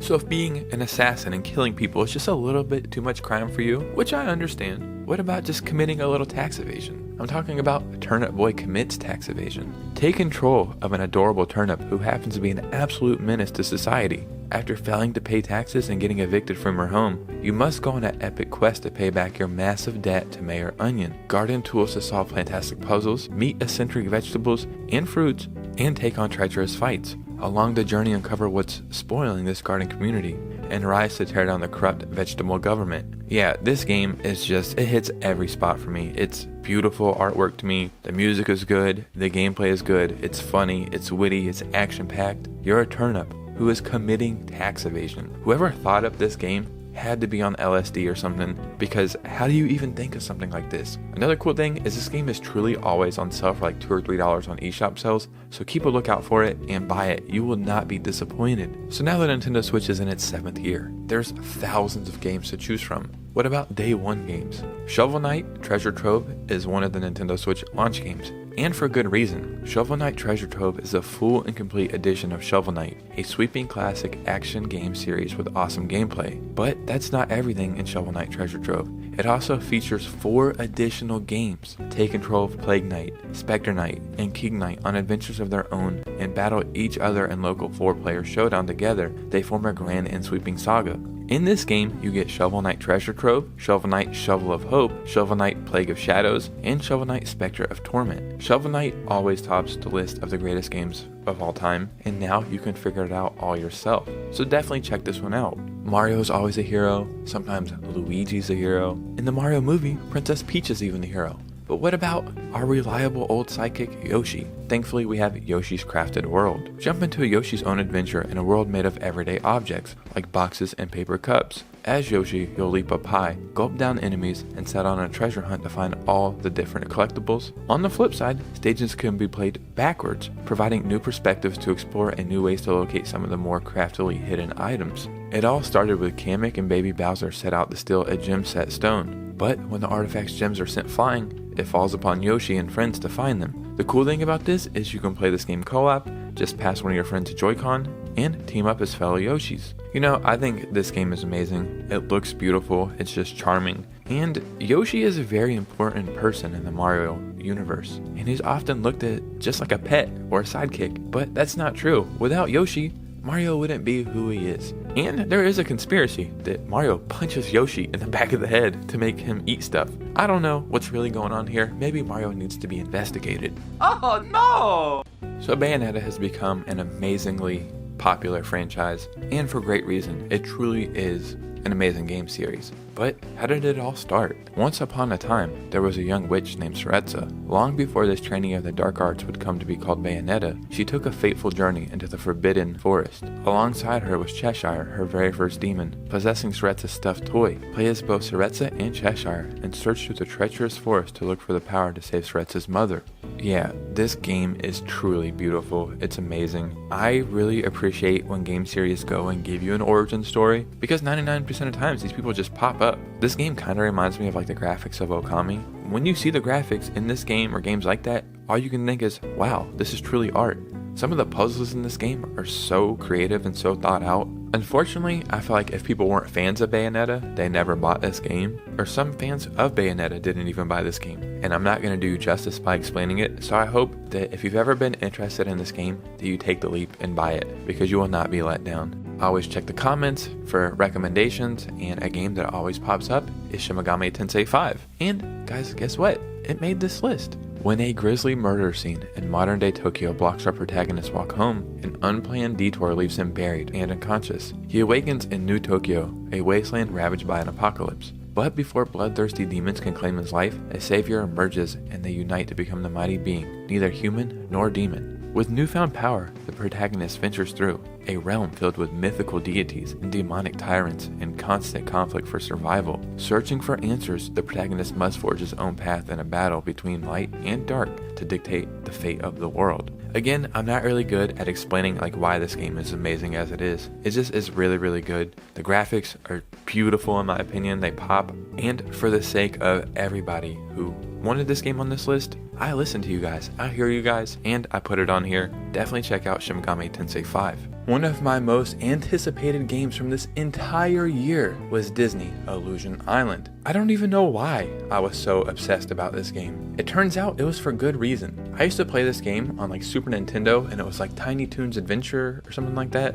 As soon as I seen this game, it immediately gave me nostalgic vibes, and it was probably because of the memory of that. But you get to join Mickey and his friends on a brand new adventure in Disney Illusion Island. Mickey Mouse, Minnie Mouse, Donald Duck, and Goofy embark on a new adventure to find 3 magical books and save the mysterious island of Moneth. You will meet unusual allies and dangerous foes as you play solo or with up to 3 friends as the Fab Four and local co-op. Work together as you run, jump, swim, and swing your way to victory. Experience a brand new Mickey and Friends adventure with hand-drawn animation, a fully orchestrated original score, and featuring performances from the authentic voice talents. All of that aside, this game is truly amazing, and I hope everybody will get a chance to play this. So one of the greatest Nintendo Switch games of all time is Monster Hunter Rise. This game could easily be on the 10 greatest Switch games of all time list. Set in the ninja-inspired land of Kimura Village, explore lush ecosystems and battle fearsome monsters to become the ultimate hunter. It's been half a century since the last calamity struck, but a terrifying new monster has reared its head and threatens to plunge the land into chaos once again.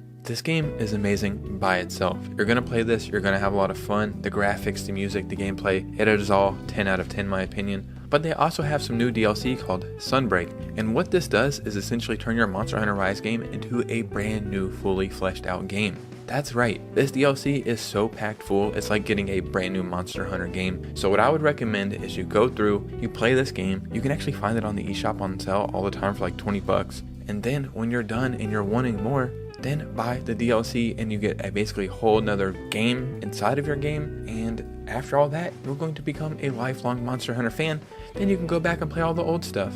There is tons of Pokemon games on the Switch. Probably my favorite would be Pokemon Legends Arceus, and I've mentioned that in a previous video. But the one that I would recommend the most is Pokemon Let's Go Pikachu and Eevee. The first Pokemon game I ever played was Pokemon Yellow, all the way back on the Game Boy Color. It is, in fact, your first real Pokemon adventure. Pokemon Let's Go Pikachu and Eevee is basically just that, but a remastered version. These games are truly amazing, and you could say, they're kind of geared towards a younger audience. I would argue they're geared towards everybody, and this is the start of it all. If you want to get into Pokemon, this is where I would recommend you start. You get your first 8 badges, you go and fight the Pokemon League, and you uncover some mysteries along the way. I've actually beat this like 3 times I think on the Switch already because I just enjoy it that much. Because this is actually well polished, it looks like somebody put a lot of time and effort into this. If I'm being honest, I would argue that this is the definitive Pokemon game on the Switch and the #1 Pokemon game on the Switch I would recommend. Myself, I'm not too big on zombie games. I'm not sure why. The genre just kind of missed me maybe.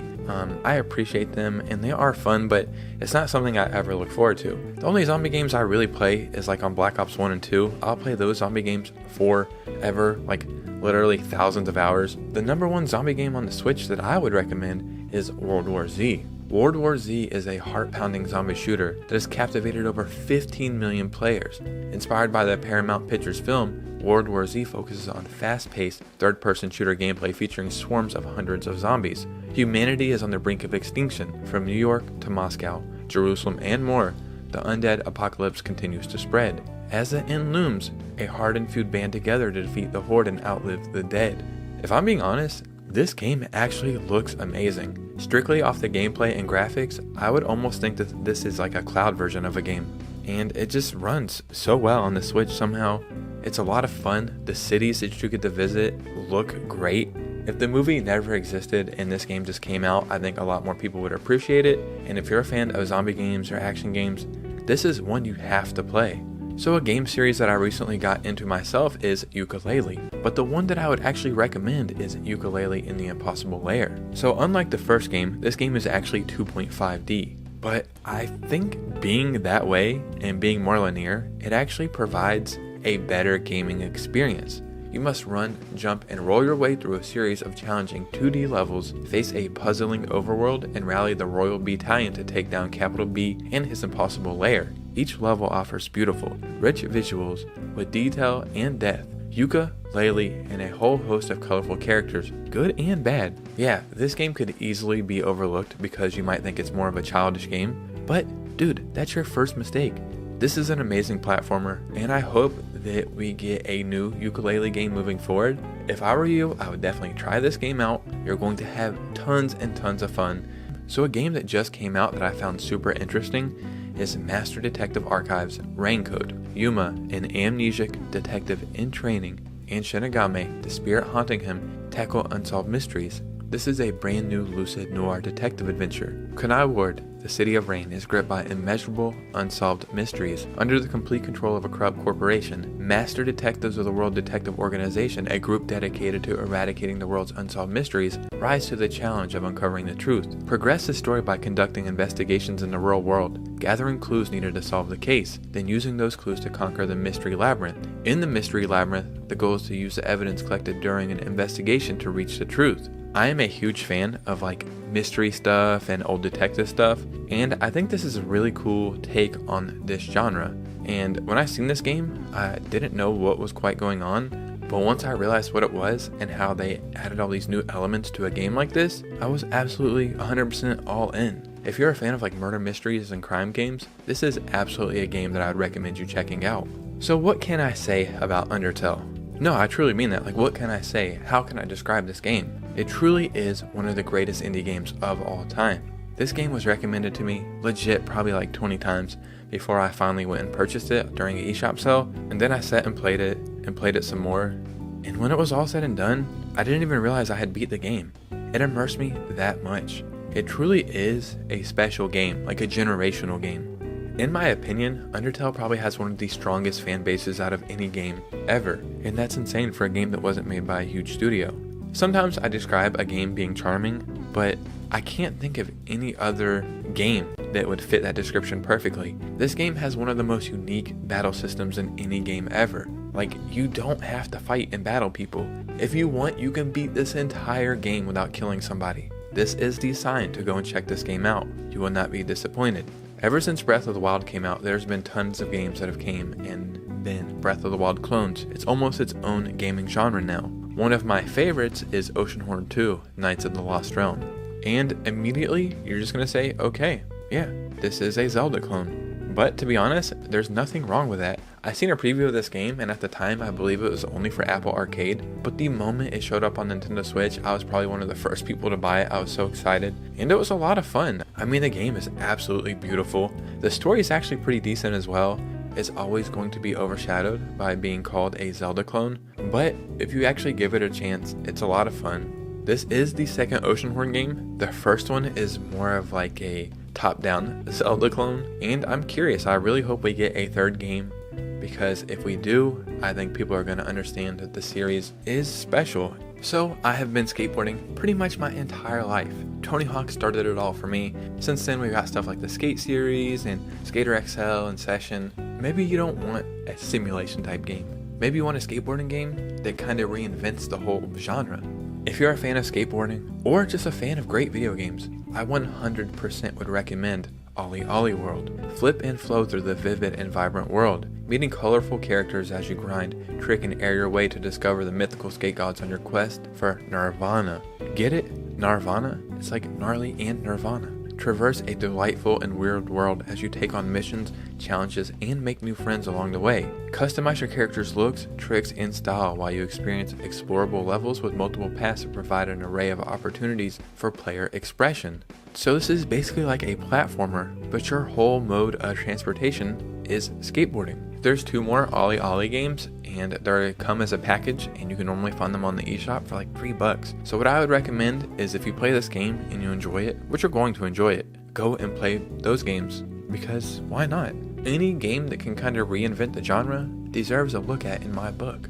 Why not just have one more Zelda clone on this list? But this one truly is special, and I'm talking about Tunic. Explore a land filled with lost legends, ancient power, and ferocious monsters in Tunic, an isometric action game about a small fox on a big adventure. Stranded in a ruined land and armed only with your own curiosity, you will confront colossal beasts, collect strange and powerful items, and unravel long-lost secrets. So one of the coolest things about this game is it's actually insanely hard. And you may be saying, well, how is that cool? Because some of the charm about this game is overcoming an insanely hard obstacle. There's maps in this game that you'll find, but they'll be in a different language, a language that was invented just for this game. So you're not going to be able to decipher it. And you could go online and try to figure it out, but where would the fun be in that?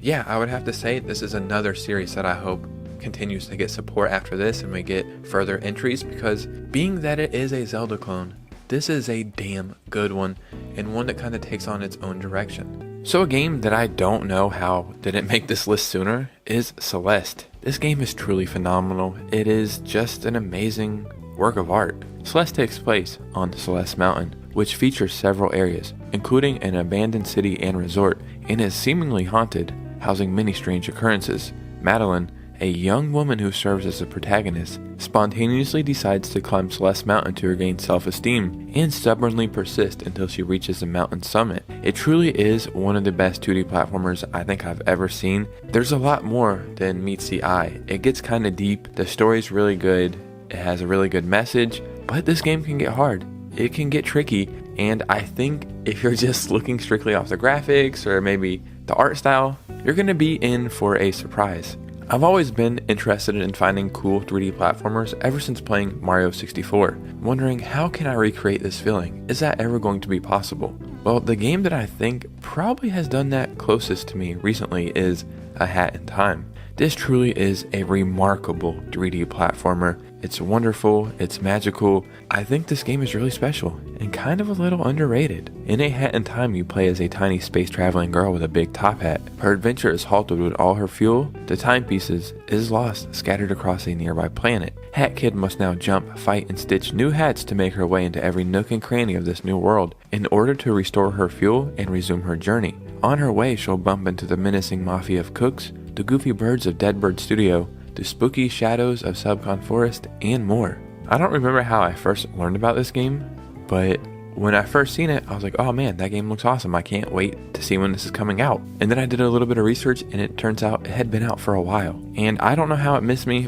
but this game is not something you want to overlook, especially if you're a fan of 3D platformers. This is a must play. One cool thing about the Nintendo Switch is there's games from every kind of genre. Inside is a game that's multi-genre. It's kind of hard to define it. It's a little creepy, but the story and the gameplay is something very, very special. I guess you would call it a puzzle platformer. You're an unnamed boy who explores a surreal and mostly monochromatic environment, presented in like 2.5D gameplay. While running through a forest, he encounters masked guards with flashlights, as well as vehicles with mounted spotlights and fierce guard dogs. He escapes the guards, then crosses a road where a block has been set up with more vehicles and guards, to a farm where parasitic worms cause pigs to run rampant. This game really does give me an unsettling feeling when playing it, but it's a game that once you start playing it, you can't put it down. I don't know what it is, and the crazy thing is, I truly don't even think I'm a fan of like the horror genre, but this game just seems so much more than that. It's creepy, but you want to know what's going to happen next. You want to know what this boy is doing, where he's going. And another cool thing about this game is it truly is always on sale on the eShop for like $2, and at that price, this is a no-brainer. This is definitely something you need to check out. So one of the coolest games on the Nintendo 64 was Pokemon Snap, and I always thought it was a distant memory. Like, yeah, that was a cool time. It was something to cherish, but that's it. That wasn't until new Pokemon Snap arrived. This game really does capture all those old feelings of Pokemon Snap from back in the day, and adds a new element to it, and I think this is an underrated game. I know it's Pokemon is super popular. I think people thought, okay, Pokemon Snap is here, that's gimmicky, and just said cool, and moved on. This is a really cool game. Let's say 10 different people play this game, we take the same route and we see the same Pokemon, and our challenge is all to take a picture of the same Pokemon. All 10 people, in theory, will have a different picture. You kind of have to get the Pokemon to interact with you, to get good angles of them, and I think the game actually gets pretty deep in the gameplay. It's a lot of fun. I guess at the base, it's just you taking pictures of Pokemon, but yeah, this is a sleeper hit. This game was freaking awesome, and I recommend it to Pokemon fans, or just fans of really cool, weird games. Whenever I made a video about the top ranked Switch games, I was kind of surprised to see some of the games that made that list, and Tetris Effect Connected was in the top 10 highest ranked Switch games of all time, and I guess it was for good reason. I could say this is just a Tetris game, but I kinda would be lying, because it's a lot more than that. I don't know how you can elevate something as great and as simple as something like Tetris, but they truly did it in this game. Tetris Effect connected as Tetris like you've never seen or heard it or felt it before. An incredibly addictive, unique, and breathtakingly gorgeous reinvention of one of the most popular puzzle games of all time. You have music, backgrounds, sounds, special effects, truly everything that perfectly sync with how you're playing. This game has over 30 stages and 10 different modes, so it's something you'll want to keep playing over and over again to experience every different kind of effect that you can experience. I just always thought some stuff was not supposed to be changed. How can you fix something like Tetris and make it better? Some stuff is supposed to be left alone. And that's what I would have thought until seeing and playing this game, because this is the definitive version of Tetris now. Another game that is truly amazing, and you can always find it for cheap on the eShop, is Metro 2033 Redux. This is one of the greatest shooting games on the Switch, and I would argue just one of the greatest games on the Switch that kind of gets overlooked often. In 2013, the world was devastated by an apocalyptic event, annihilating almost all mankind and turning the Earth's surface into a poisonous wasteland. A handful of survivors took refuge in the depths of Moscow underground, and human civilization entered a new dark age. You have never ventured beyond the city limits. One fateful event sparks a desperate mission to the heart of the metro system to warn the remnants of mankind of a terrible impending threat. This game truly is great, and for any fan of first-person shooters or kind of shooters that bend around to the horror genre, this is the perfect game for you. And I truly can't believe it is cheap as it always is, because it just runs and looks and plays great on the Switch. Yeah, that's it. Just check this game out, play it. You're gonna come thank me later in the comments. And this is me from the future saying, you're welcome. So Pokemon gets all the love. And I know Pokemon is the dominant force now, but I've always been a fan of both. I like Pokemon and I like Yu-Gi-Oh! And Yu-Gi-Oh! Legacy of the Duelist Link Evolution is one of the best Yu-Gi-Oh! Games I've ever played. I bought this game on day one. I was super excited for it, and I've been playing it ever since. It takes you through every different series of Yu-Gi-Oh! From the start all the way up until now, and you can play as the characters, you can fight all the characters, you can go through each storyline. Like what I like to do is become my own duelist, pick my own deck, and battle all the people from the show, and you feel like you're the master duelist. And I think it does a great job of retelling the storylines in Yu-Gi-Oh! Because I always thought Yu-Gi-Oh! Had better stories than Pokemon, but the Pokemon games and the cards were just more massive, so that's what people focused on. But yeah, I go back and watch Yu-Gi-Oh! All the time now. The story is really, really good, and it's cool, man. When you summon Exodia, you feel badass. There's no other better feeling than that. So I know this is a niche entry in this video, but if you're a fan of Yu-Gi-Oh! Or card games, this is a no-brainer. It's a must-play. So another game that arguably could have been on my first top 10 Switch game list is Dead Cells. You explore a vast, ever-changing island filled with secrets, branching paths, and challenging foes. You have silky smooth controls and fast-paced combat that are undeniably enjoyable. They make each run more addictive than the next as you progress and unlock permanent upgrades. So basically what Dead Cells is an action-adventure game where you explore an island and finish the game in one run without dying. Each run is different as the island changes every time you die, but don't worry. Each time you die, you'll gain new resources and unlock permanent upgrades, making you stronger, giving you access to more weapons and items, and even revealing new levels and paths to explore. So it's a game that you just want to keep playing and keep playing and keep playing because it just keeps changing and it keeps adding onto the game. Recently they just had Castlevania DLC added to this, and it is just such a badass add-on that it really took this game to the next level. And I would kind of admit that Dead Cells is the standard for 2D action platformers. So how long is a minute? I mean, time is all relative, right? A minute to me might be different than it is on Mars, but that's all irrelevant because the game we're talking about is in fact called Minute, and you only have a minute, and not a Mars minute, an Earth minute. Like I said, the game is called Minute, and it's an adventure you play in 60 seconds at a time. Journey outside the comfort of your home to help unusual folk, uncover countless secrets, and overcome dangerous foes, all in hopes of lifting a rather unfortunate curse that ends each day after just 1 minute. So every time you play this game, you legit have 60 seconds. So you come outside of your house, you figure something out, and you say, all right, boom, a minute. You start in your house again. Then you're going to come out of your house, you're going to go a different direction, you're going to figure out something else. And I know it seems like a minute isn't a lot to get stuff done, but the way they've built this game is you really do feel like refreshed. Every time a minute starts over, you're like, all right, I figured that out. now I'm going to go in this direction, now I'm going to go in this direction, and you really do start uncovering some really cool stuff. I don't know, this is just a phenomenal freaking game. It's one of the greatest concepts I've seen in a game that doesn't get too stale or tiring. They do it perfectly, and yeah, Minute is a must play. When talking about the best games on any console, it's normally going to be the big 3D platformers or the huge first party stuff, but I like to go deep and dive into weird, different games. And a game that everybody should try is called Unavowed. A demon possessed you 1 year ago. Since that day, you unwillingly tore up the trail of bloodshed through New York City. Waking up on a stormy rooftop, you meet your saviors, the Unavowed, an ancient society dedicated to stopping evil. Life as you knew it is over, but joining them you have a chance to reverse some of the damage you've done. So this game is again genre bending, like it's kind of point and click, it's kind of a puzzle platformer, it's kind of a action game. I don't know, it's a lot going on. One, I think the graphics are beautiful, but they can kind of look one-dimensional, like what you see is what you get, but it's not that at all. This is a freaking amazing game. I would like to challenge everybody that just plays normally platformers or first-person shooters or something to step outside of your comfort zone. This game is going to be the perfect game to do that. So the first game we're here to talk about today is Bomb Rush Cyberfunk. And yeah, as soon as this game was announced, I was like, whoa, this kind of reminds me of Jet Set Radio. And obviously that's where they're heavily inspired from, but this is a good game. I love the graphics and I love the cel-shaded art style. And yeah, it just feels like a callback to early 2000s games. And this one is actually pretty freaking good. I was curious to see how good it's going to run, how good it's going to play, but I am pleasantly surprised. Start your own cipher and dance. Paint graffiti, collect beats, combo your tricks, and face off with the cops to stake your claim to the sprawling metropolis of New Amsterdam. Red is a graffiti writer who lost his head and instead has a cyberhead. In search of his roots, he joins the Bomb Rush crew. Together, they slowly discover who it was that cut off his head and how deep Red's human side is linked to the graffiti world. There's a story here, and it actually gets pretty interesting. The gameplay is a lot of fun. I myself have been using a skateboarder because I am a skateboarder. You can pick whatever you want.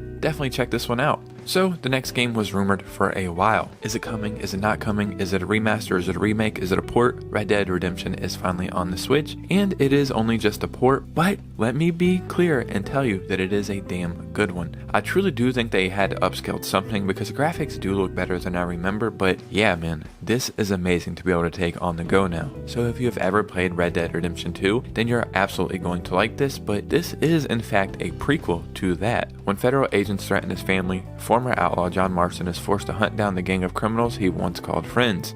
Experience Marston's journey across the sprawling expanse of the American West and Mexico as he fights to bury his bloodstained past in the critically acclaimed predecessor to the 2018 blockbuster Red Dead Redemption 2. And you will be very happy to know that this also includes Undead Nightmare. It runs amazing, it looks fantastic. Yes, we would have rather had a remake or a remaster, but I think that all things considered, this is a great game and you have to check it out now. So a game I was very happy to learn about and to eventually play was called Baldo the Guardian Owls. And when this game finally came out, it was kind of broken. It didn't play right. You would play a couple hours and it would completely delete your save file. And I was very devastated because I just love the art style and everything about this game. Well, I'm here to tell you now that this game is actually fixed. They have patched it and it's amazing. The prophecy is coming true.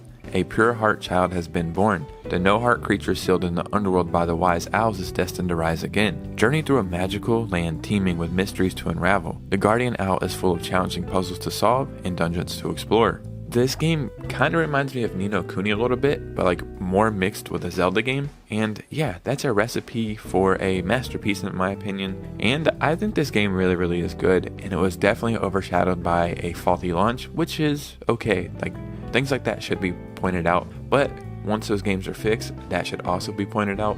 So yeah, this is definitely a no-brainer. You definitely need to check this one out. So I'm a huge fan of parody style games and movies, and I do miss when that was more prevalent, but there is a game here to save the day, and it's called Unmetal. And this basically on the surface level is a parody of Metal Gear Solid. This game is actually freaking badass. It's a lot of fun. You play as Jesse Fox, who finds himself imprisoned in the covert military base where he was arrested for a crime he didn't commit. Jesse must now escape using his dry wits, quick words, improvised skills, and arsenal of warfare. You must use MacGyver gadgets and an elaborate explanation of how it all went down. If that all fails, he'll just use his fist. So like I said, This is basically a parody of Metal Gear Solid games, but this game is just great. It's super freaking funny. It's a lot of fun. It is more on the adult side, and there are some stuff I couldn't show you in this video that would get me demonetized, but this is just a game you have to check out.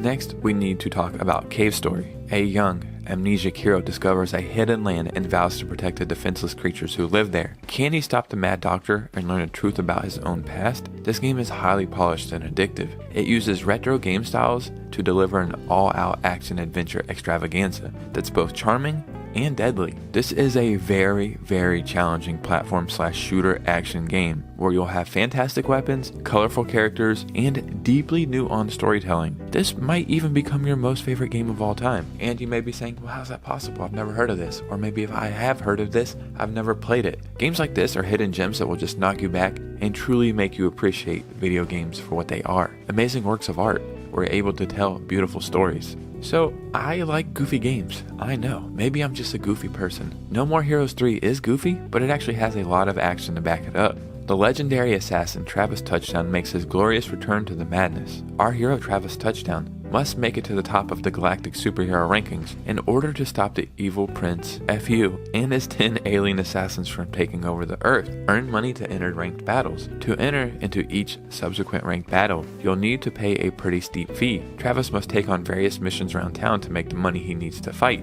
An invitation to the next fight will be sent once the required fees have been transferred via ATM. And use the Joy-Con's intuitive controls to wield Travis Touchdown's trusty beam katana, along with a slew of pro wrestling techniques. Am I starting to paint a picture here? This game is insane. Like truly the definition of insane. There's always some weird wacky stuff going on, but there's also some action to keep you addicted to the game. And I'll admit this game may not be for everybody, but I definitely think it's worth at least checking out. And yeah, I liked it, and you know what? That's all that matters. My opinion's the only one that counts, damn it. So a game that has grown on me over time is Paper Mario: The Origami King. The kingdom has been ravaged by an origami menace. Join Mario and his new partner Olivia as they battle evil folded soldiers, repair the damaged landscape, and try to free Princess Peach's castle from the clutches of King Ollie in this comedy-filled adventure. Magic strategic, ring-based battles. Line up scattered enemies and plan your attack to maximize damage with the new ring-based battle system that requires both puzzle-solving skills and quick wit. At first, I'll admit, I played this game and I put it down after a couple hours because I was comparing it to old Paper Mario games. I think a year or two went by and I decided, you know what, let me just try it again. Like obviously people put a lot of time into this game.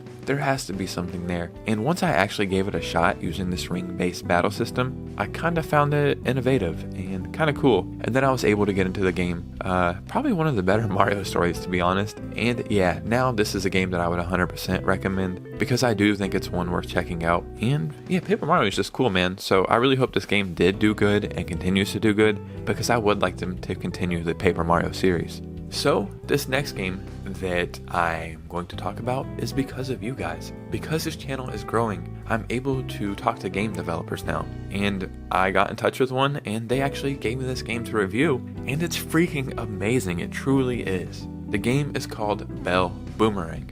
This is a fast action platformer packed with beautiful pixel art and exciting variation in every level.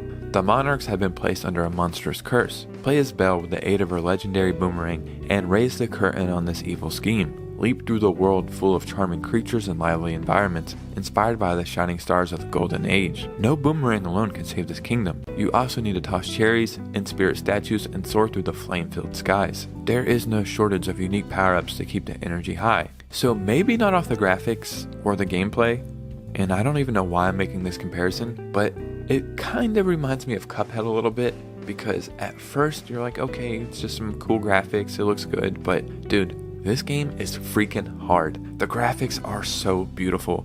I was playing on my Switch OLED, and it probably is one of the best looking games we have on the Switch, period. This is all because of you. We were able to check this one out. Definitely check out Bell Boomerang. So yeah, Fire Emblem Engage is a great game, but I would argue that Fire Emblem 3 Houses is just as good, and even better in some regards. 3 territories, 3 houses. It's your very own journey. Like I said, I think Fire Emblem Engage is a phenomenal freaking game. I know I'll catch a lot of flack, but I actually prefer this to Engage. This is one of the best RPGs ever created. I love how it's 3 different houses, and it feels like you really want your students or your house to do good.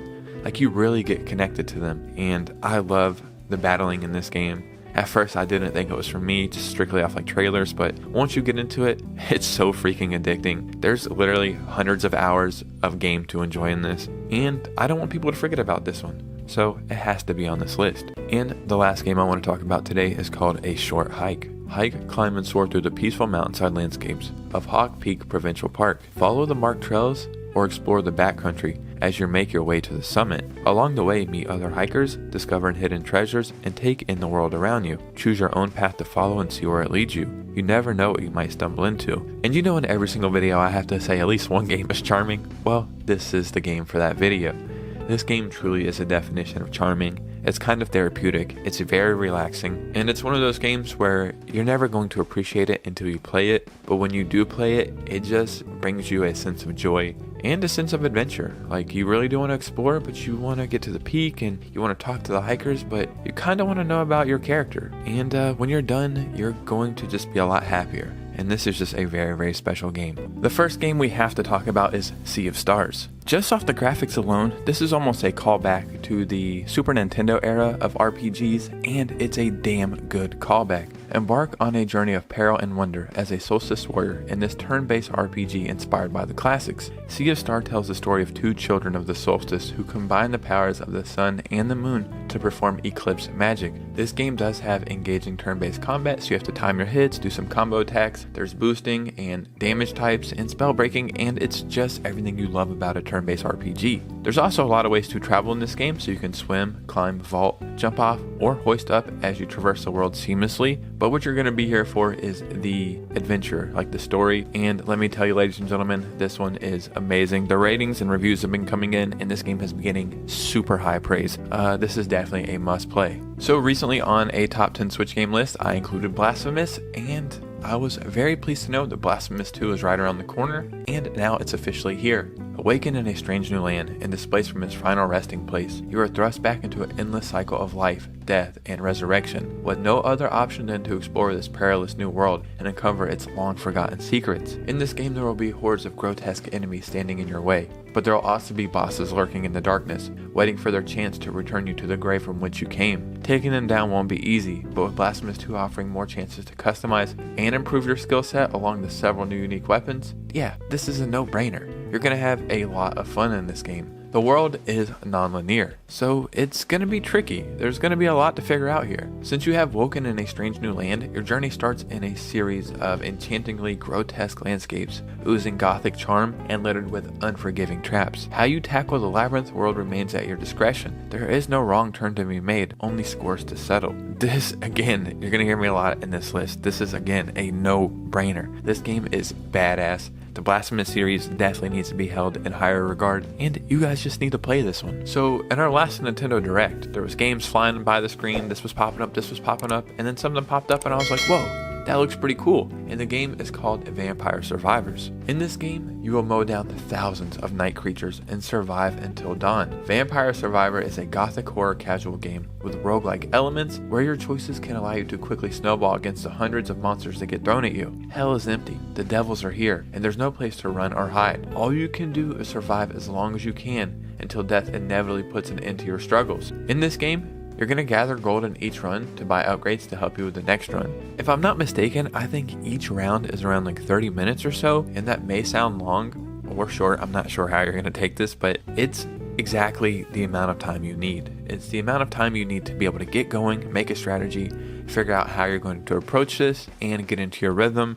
And then once you're into the rhythm and you're destroying all these monsters, the time's almost up. I think this game is going to be a sleeper hit, so definitely check out Vampire Survivors. So a really cool game that I just learned about that just came out is called The Cosmic Will Sisterhood. This game, I would say, is genre bending. Like, it's a narrative game, but it's also a card game. It's just a truly great indie game. The Cosmic Will Sisterhood is a thought-provoking narrative experience from the creators of the Red Strings Club, featuring a richly diverse cast of characters. The Cosmic Will Sisterhood explores themes of identity, community, and personal responsibility in a beautifully handcrafted universe. You play as Fortuna, a witch living exiled on an asteroid who forms a pact with a forbidden creature in the hopes of regaining her freedom. Reconnect with your witch friends after a 200-year-long exile. So this game may or may not be for you. This is something I wish I could force everybody to play. It truly is a special game. I think it's going to be overshadowed by bigger releases,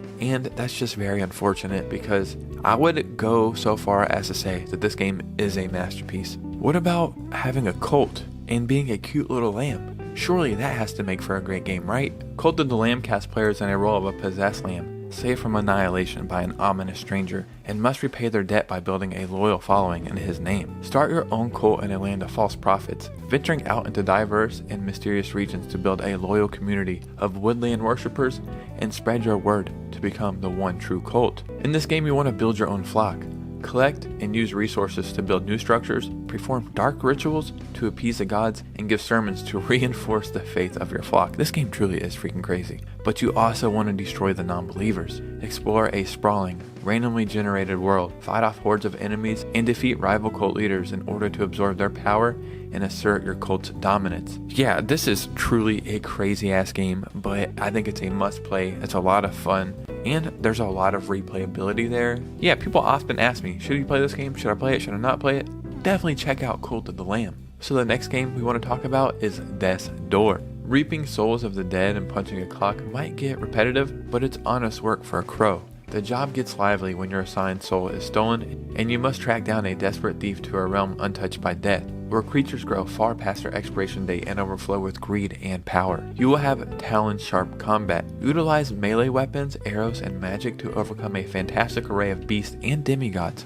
Mistakes are punished and victory is rewarded. Gain an edge by customizing your character stats and mastering the abilities and upgrades you obtain. There is a dark mystery to unravel here. Track down and defeat colossal tyrants with stories and motivations of their own. Experience a somber, yet darkly comedic tale. I love video games. I truly do. I love every freaking game. Some are good, some are bad, some are not mentionable. Games like this truly make me appreciate the art of gaming. This is again a must play. So a game that recently got remastered kind of out of nowhere, at least I think it was out of nowhere, is Quake 2. This falls into the category of what I think we're calling them now is boomer shooters. This is as good as it was when it first came out, and I would argue it's even better now. Mankind is now at war with a hostile alien race that attacked Earth. In response, humanity launched a strike. It failed, but you survived. You are outnumbered and outgunned. Fight your way through fortified military installations and shut down the enemy's war machine. Only then will the fate of humanity be known. I think games like this are truly works of art, and they are truly a picture or video, or I guess a game, of that time period. Back in the late 90s, this game was revolutionary. And now you may be saying, well, look at what we have now. We have Call of Duty and stuff like that, but this game truly was groundbreaking, and I think games like this 100% deserve to be remastered. And yeah, I had to include this one on this list. Owlboy is a story-driven platform adventure game where you can fly and explore a brand new world in the clouds. Pick up your friends and bring them with you as you explore the open skies. Overcome obstacles and greater enemies in one of the most detailed adventures of this era. So in this game, you're a mute. That means you can't speak. Your character Otis struggles living up to the expectations of owlhood. Things spiral from bad to worse with a sudden appearance of sky pirates. What follows is a journey through monster-infested ruins, with unexpected encounters and burdens no one should have to bear. This is a love letter to pixel art for a new audience. Owlboy is a story-driven action-adventure with a unique mix of fighting and platforming. And the great thing about games like these, and the graphics and just the gameplay style, is they are the definition of a timeless game. If I'm not mistaken, it took people 10 years to make this game. So a lot of time and passion went into this project. Definitely check out Owlboy. So a game that came and went very, very fast, which is very unfortunate, is Mario & Rabbids Sparks of Hope. I absolutely loved the first Mario & Rabbids game. I thought it was just kind of gimmicky and I wasn't going to like it, and then I went to Best Buy and found it for $20 or something. Ended up playing the entire game, playing straight through it. It was so fun. So when this one got announced, I could not wait to play it. I love the new setting, and it did not disappoint. I think that if you've never played a Mario & Rabbids game, you're going to think, it's too childish, it's too gimmicky, it's obviously not a mainline Mario game. They could have used any character and it would have been great, but it really does enhance the game having Mario characters, and the rabbits are really funny. In the game, you team up with Mario, Luigi, and Princess Peach. Rabbid Peach Rabid Luigi, and their friends on a galactic journey to defeat an entity and save your Spark companions. I absolutely love the space setting. I love the graphics, I love the gameplay. This game routinely goes on sale in the eShop for like 20 bucks or something like that. This is a game that every Nintendo Switch owner needs to play, and there is a demo available, so check that out. The last game I want to talk about is Doki Doki Literature Club, and you may just off the graphics alone or the gameplay may think, okay, this definitely is not for me. Don't assume that too fast, there's definitely something here. Welcome to the terrifying world of poetry and romance. You play as a main character who reluctantly joins a literature club in search of a romantic interest. With every poem you write, you will charm your crush and begin to unfold the horrors of school romance. Do you have what it takes to crack the code of dating sims and get the perfect ending? So you may think, okay, this is just a dating sim. No, this is a psychological horror story as well, and it mashes together seamlessly, flawlessly. This really is a great adventure. It truly does make you feel like you're experiencing something, almost like an event, and yeah, this game is awesome. I think there's a lot to be played here, a lot to uncover, a lot to explore, and it gets creepy, dude, it really does. This is a game that you definitely have to dive into and pay attention to, so I know it may not seem like it's for you, but you guys have to trust Mr. Robot Joe. I'm here to help you guys out. Definitely check this one out. The first game we have to talk about is Super Mario Bros. Wonder, and what do I even say? How do I even begin to describe this game? When I first seen the trailers, I thought, cool, a wackier version of a 2D Mario game. Now playing it, I understand. It's way more than that. It truly is special, and it feels like they reworked this concept from the ground up. And from what I've seen online, the developers had no time frame to get this game done, so they had full reign to do what they wanted to do, and it translated so well. I'm certain this is going to go down as one of the best 2D Mario games of all time, if not the best 2D Mario game of all time. And what an amazing game to get so late in a console's life. Like, this could have easily been a Switch launch game, and I'm glad it came out later, and it shows that the Switch is capable of having some beautiful games, and yeah, it's perfect. I really don't have any critique against this game. Anything that I would say negative against it would just be my own personal preference and just stuff I'm nitpicking. Like, it's perfect. It really is. This is a game you need to play. The next game we have to talk about is Sonic Superstars, and I'll be honest, I was very excited from the very first moment that I seen this game trailer. Like, I just was like, whoa, what's going on here? And it's strange because this almost feels like Sonic's answer to Super Mario Bros. Wonder. It's like, yeah, it's a 2D Sonic game, but it gets wacky and weird. And I think that's just a really strange coincidence to have these two games release the same exact week. But that's not a bad thing. Gamers need to rejoice. This is amazing for us. You have Sonic, one of the most iconic franchises of all time, and it's reinvented with better graphics and like cool gameplay elements. What do I need to tell you here? This game, again, beautiful. It's cool that they added all these weird elements into it where you feel like it's just your imagination running wild. And one thing I will say is this game is $60, and to be honest, I feel like it should have been probably closer priced to $40. So my personal opinion is I would wait for it to go on sale, and you could probably see this going on sale pretty soon, or get it physically on sale from certain retailers. But if you want to pick it up now for $60, I have no pushback against that. This is a great continuance of the Sonic saga, and it makes me excited for the future of Sonic. I really am excited to see where the series will go. So I love when games from back in the day are remastered, and I'm not talking about big stuff like a Sonic or a Zelda or something like this. I'm talking about little niche stuff that feels like a part of your childhood. And the next game we're going to talk about is just that. The next game we have to talk about is Gargoyles Remastered. And what a treat this is. When I seen this pop up, I was like, there's no way. This truly feels like somebody took a piece of my memory from my childhood and brought it back into 2023. Relive the epic journey of Goliath and the Gargoyles, featuring enhanced visuals, animations, special effects, all inspired by the acclaimed animated series. The world of Gargoyles comes to life with a level of detail that will thrill fans of the animated series and retro gaming enthusiasts alike. I absolutely love everything about this. I was a kid watching Disney Channel when I was little, watching the Gargoyles show, and then I would play the game. Don't quote me on this, but I think it was on Super Nintendo, if I'm not mistaken. But I would play this game, and I just loved it, and it's just a big part of me. You know what I mean? This was such a big part of my childhood that my grandpa even got a gargoyle tattooed on his arm before he passed away. Like, this is so ingrained into my childhood, It's so crazy, and I hope this is a trend that continues. This looks fantastic. Again, I have no pushback against this, and this game is brand new at $15. You can't go wrong with that price. So another game we need to talk about is Hot Wheels Unleashed 2 Turbocharged. And believe it or not, when I made my top 10 Switch racing game list, the first Hot Wheels made an appearance on that list, and for good reason. Please do not be misled by the word Hot Wheels and thinking it's just a kid's racing game. These are some of the best fleshed out racing games like ever, and what is better than being a kid and building your own Hot Wheels track and saying, man, I wish there was a way to do that for real. Well, you can do that in these games. I literally couldn't find a critique in the first one, and this one just ups the ante 100%. It takes it to the extreme. Every single thing that was good about the first game, they've made better in this one, with some added stuff as well. In this game, there's more than 130 vehicles.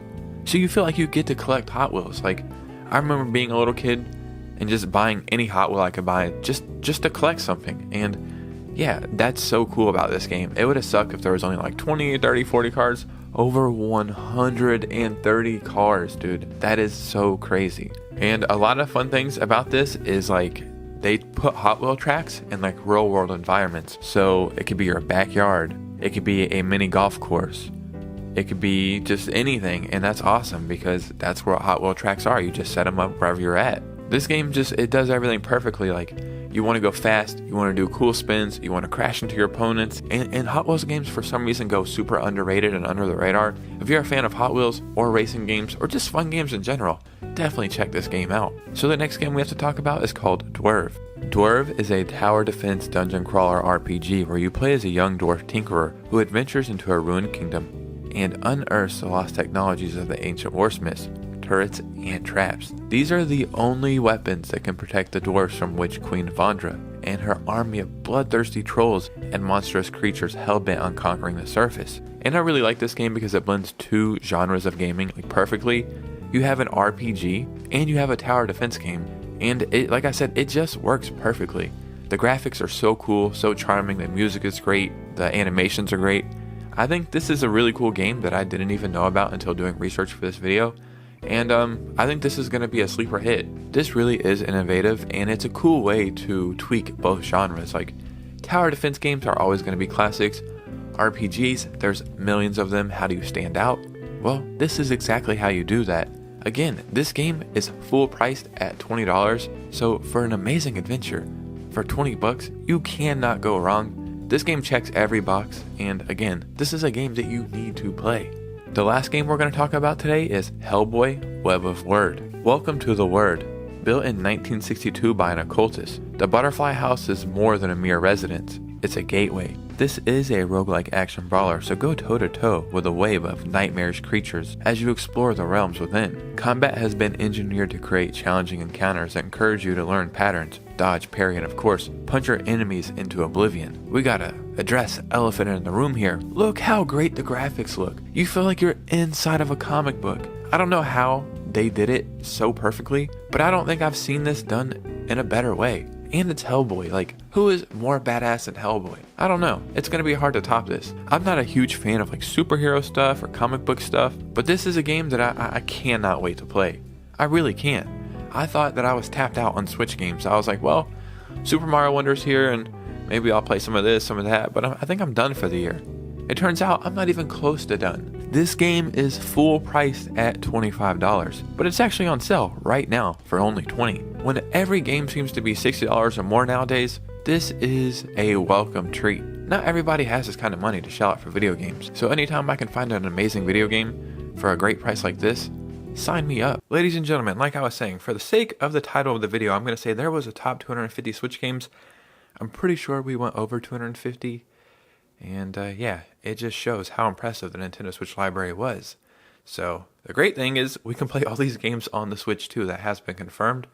But just think about how incredible the Switch 2 games will be. In the comments below, I would love to hear from you. Down below, just let me know your favorite Nintendo Switch game. Start a conversation. And if you made it to this part of the video, I just want to say thank you so much. It means the world. You could be anywhere else in the world right now, and you're right here watching this video. So hit a like and subscribe. And follow me on Instagram and also become a channel member. That'd be really cool. And I will bless you with 1 million years of good luck. So, not a bad price to pay. And you guys know me. I will see you very soon with a new video. Peace out.